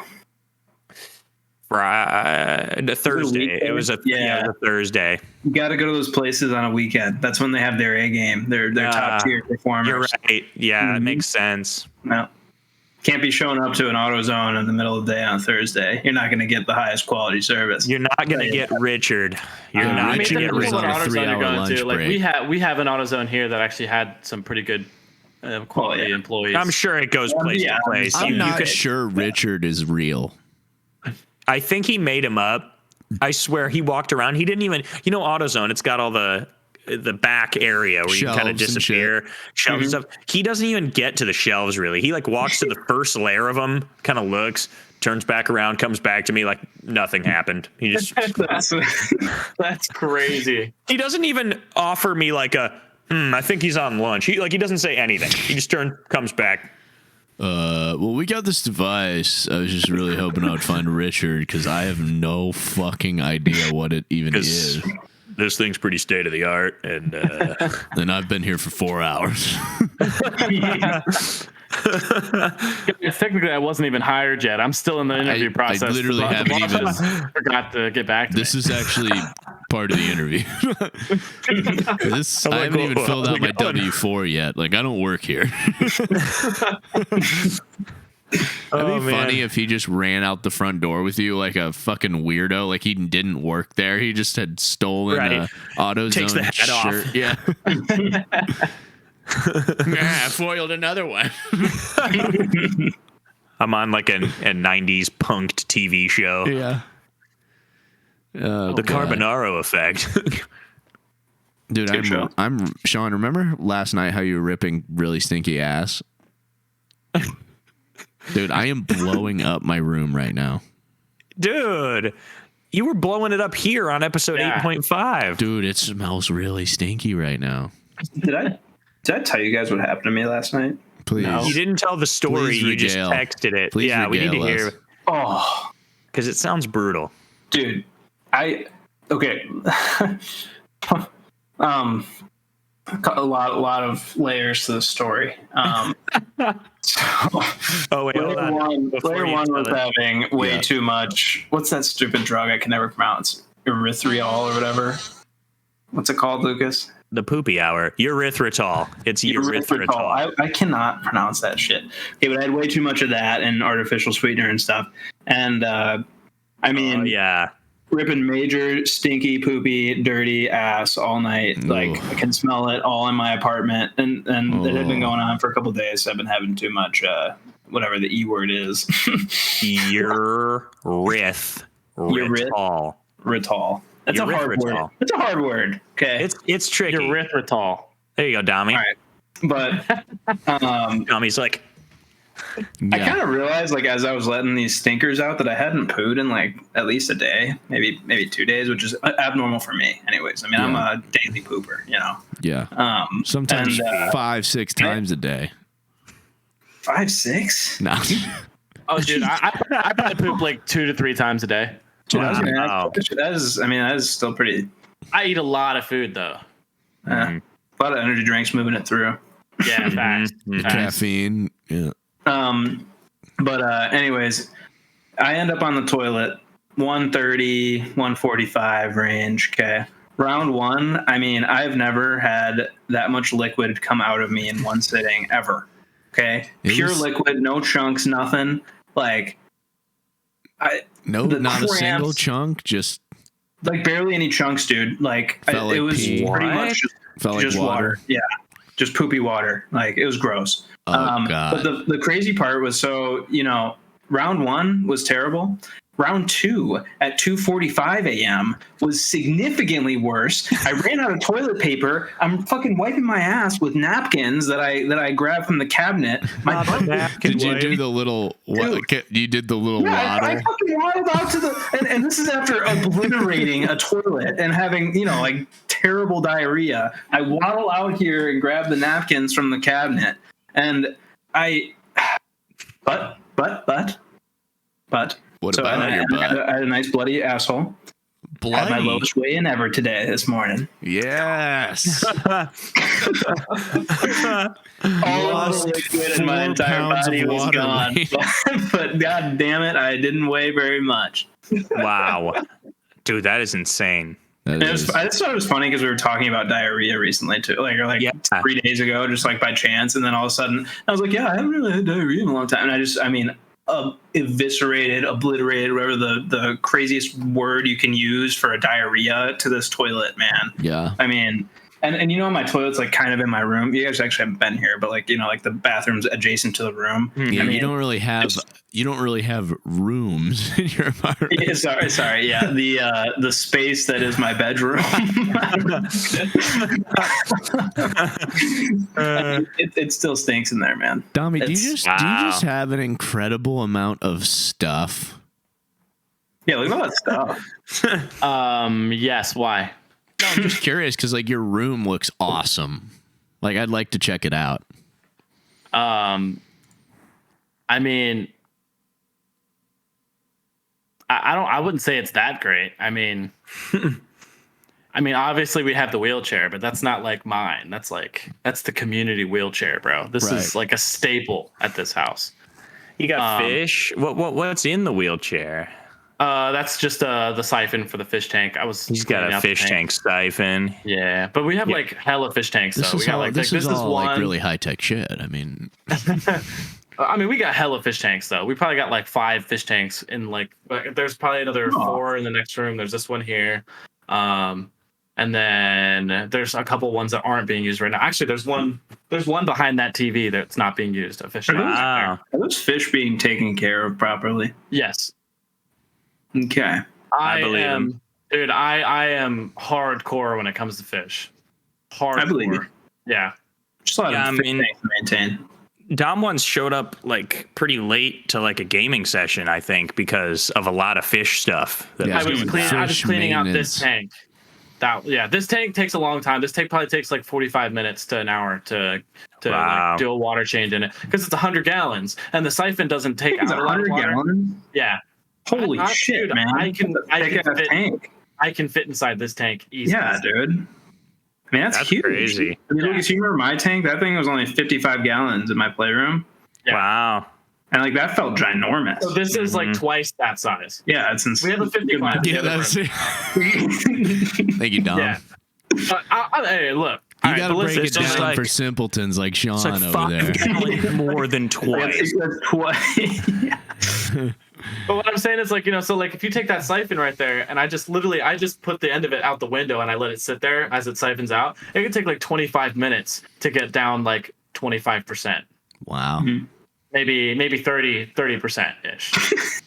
Like so I just have to sit there and wait for it to siphon out as much water as it can. And then I have to go back to the faucet and I have a 5-gallon bucket that I have to like fill and then bring back and fill. And so it literally takes forever. And plus, that tank is so big that I can't reach the bottom without getting on a stool. That's Wow. Yeah, That's so like awesome. if I'm trying to like clean it out and stuff like that, I literally need to get the stool. It's That's just so awesome. embarrassing. 'Cause I have long arms. Like Lucas, like and I mean you guys know like I have long arms, but it's just such a big Yeah, tank. like No, Tommy's you're not like floppy. a short guy. Yeah, So he's, that's a big tank. he's floppy. Yeah. But I just got I got a lot of stuff. I mean, but also like Noah's got stuff here too. Like I mean like the Razor Crest, like that's Noah's. Mm-hmm. I don't know if you guys see that. Like we got the Razor Crest down there, the Lego. And then dude, you don't even want to see the rest of the house. It's I just do. car parts. Car parts there. Actually, I got my skis here next to me too. This is why Zach's saying it would be fun to explore. I mean, Right. think about all the stuff you just said. Dude, the basement just got like 3 engines down there, like all kinds of different stuff. Basement? Right. That's what I'm Yeah, there's a saying. basement. Like there's not a lot of like my place does not have that. It doesn't. It doesn't have any Oh, of that dude, stuff. we have a huge timing truck outside. We have the RV outside right now with a trailer on it, with the STI on it. There's a bunch of other cars out there. There's another trailer out. There's a bunch of car carcasses out in the backyard. How dare you try to defy Zach's comment? Dude, I mean, there's not that much we cool have the stuff tiki here. hut I mean- outside. Oh, it's no big deal. Yeah. There's let's see. What else? Dom's kind of living like a white trash lifestyle right now. Like Yeah, are you sure you're just like Mexican? a yard Dude, I'm littered 100%. full. I've said this to Lucas before. I know I am 100% a redneck. I know I Yeah, am. do you have any chickens walking around freely in the yard? No, we were looking at getting ducks the other day though, literally like 2 days ago. Like Yeah. some free range turkeys or something. Hey, No one really wanted to get chickens, and I was like, "Fuck no, I hate chickens." your ducks would have been great for the podcast this week. Dude, they would have been. I really want ducks. I like My ducks. sister got a flock of, I don't know what you call them, a whole bunch of ducks, and Ducklings? A they all gaggle. died You said died they in, all like- died? in like a month. They What killed the them. hell? Wow. Yeah. What is wrong with your friend? Oh, I think it might have been a coyote or something broke into the pen. It was bad. It was ugly. It's just a slaughtering. They should not be allowed to get more. My sister didn't seem too keen to explain It was because a it was like massacre. it was a big group of friends that all had the ducks and they were all like really excited about the ducks, and then all of a sudden they were all Awful. dead, and I don't know exactly what happened to between they got the ducks. They built like a little pen and everything. It was super cute, and now all the ducks are dead. So I don't know. Holy shit. Yeah. What the hell? Yeah, they should not be allowed to get more animals. That's just No. yeah. But like back to this like stuff thing, like to refute your He's still gonna insult. try. He's gonna try. Just because no, not even insult. I don't know, but like, look, I may be like redneck or whatever, or like and I may have a lot of stuff, but we actually use this stuff. That's the thing. That's fine. Yeah, like That doesn't make it not you just have a interesting to lot of come see all stuff. your stuff. we Yeah. have a lot of hobbies. We do a lot of things. We try to have as much. I fun just as we like can. what made you inclined to deny Zach's claim of like I want to come check out your place because it seems like there's a lot of cool stuff there. Like no, it's not there's really nothing crazy here, in sound. nothing And here let me worth tell you all looking the at. awesome things that are going on here. Like what? But I don't know. Not a lot of awesome stuff here. You know, there's the 3 engines in the basement. But It's not like other they than work, that, though. I guess you might want to check out some of the crazy shit we have in the yard. But He's like, we've got the original bat suit from Christopher Nolan's The Dark Knight. the only other thing I can think of is the DeLorean from Back to the Future. But that's just kind of hanging Dude, out. it's not like the engines work. They're just there. that's almost cooler. You're Like working they're on just them. like all the pieces are all over the place.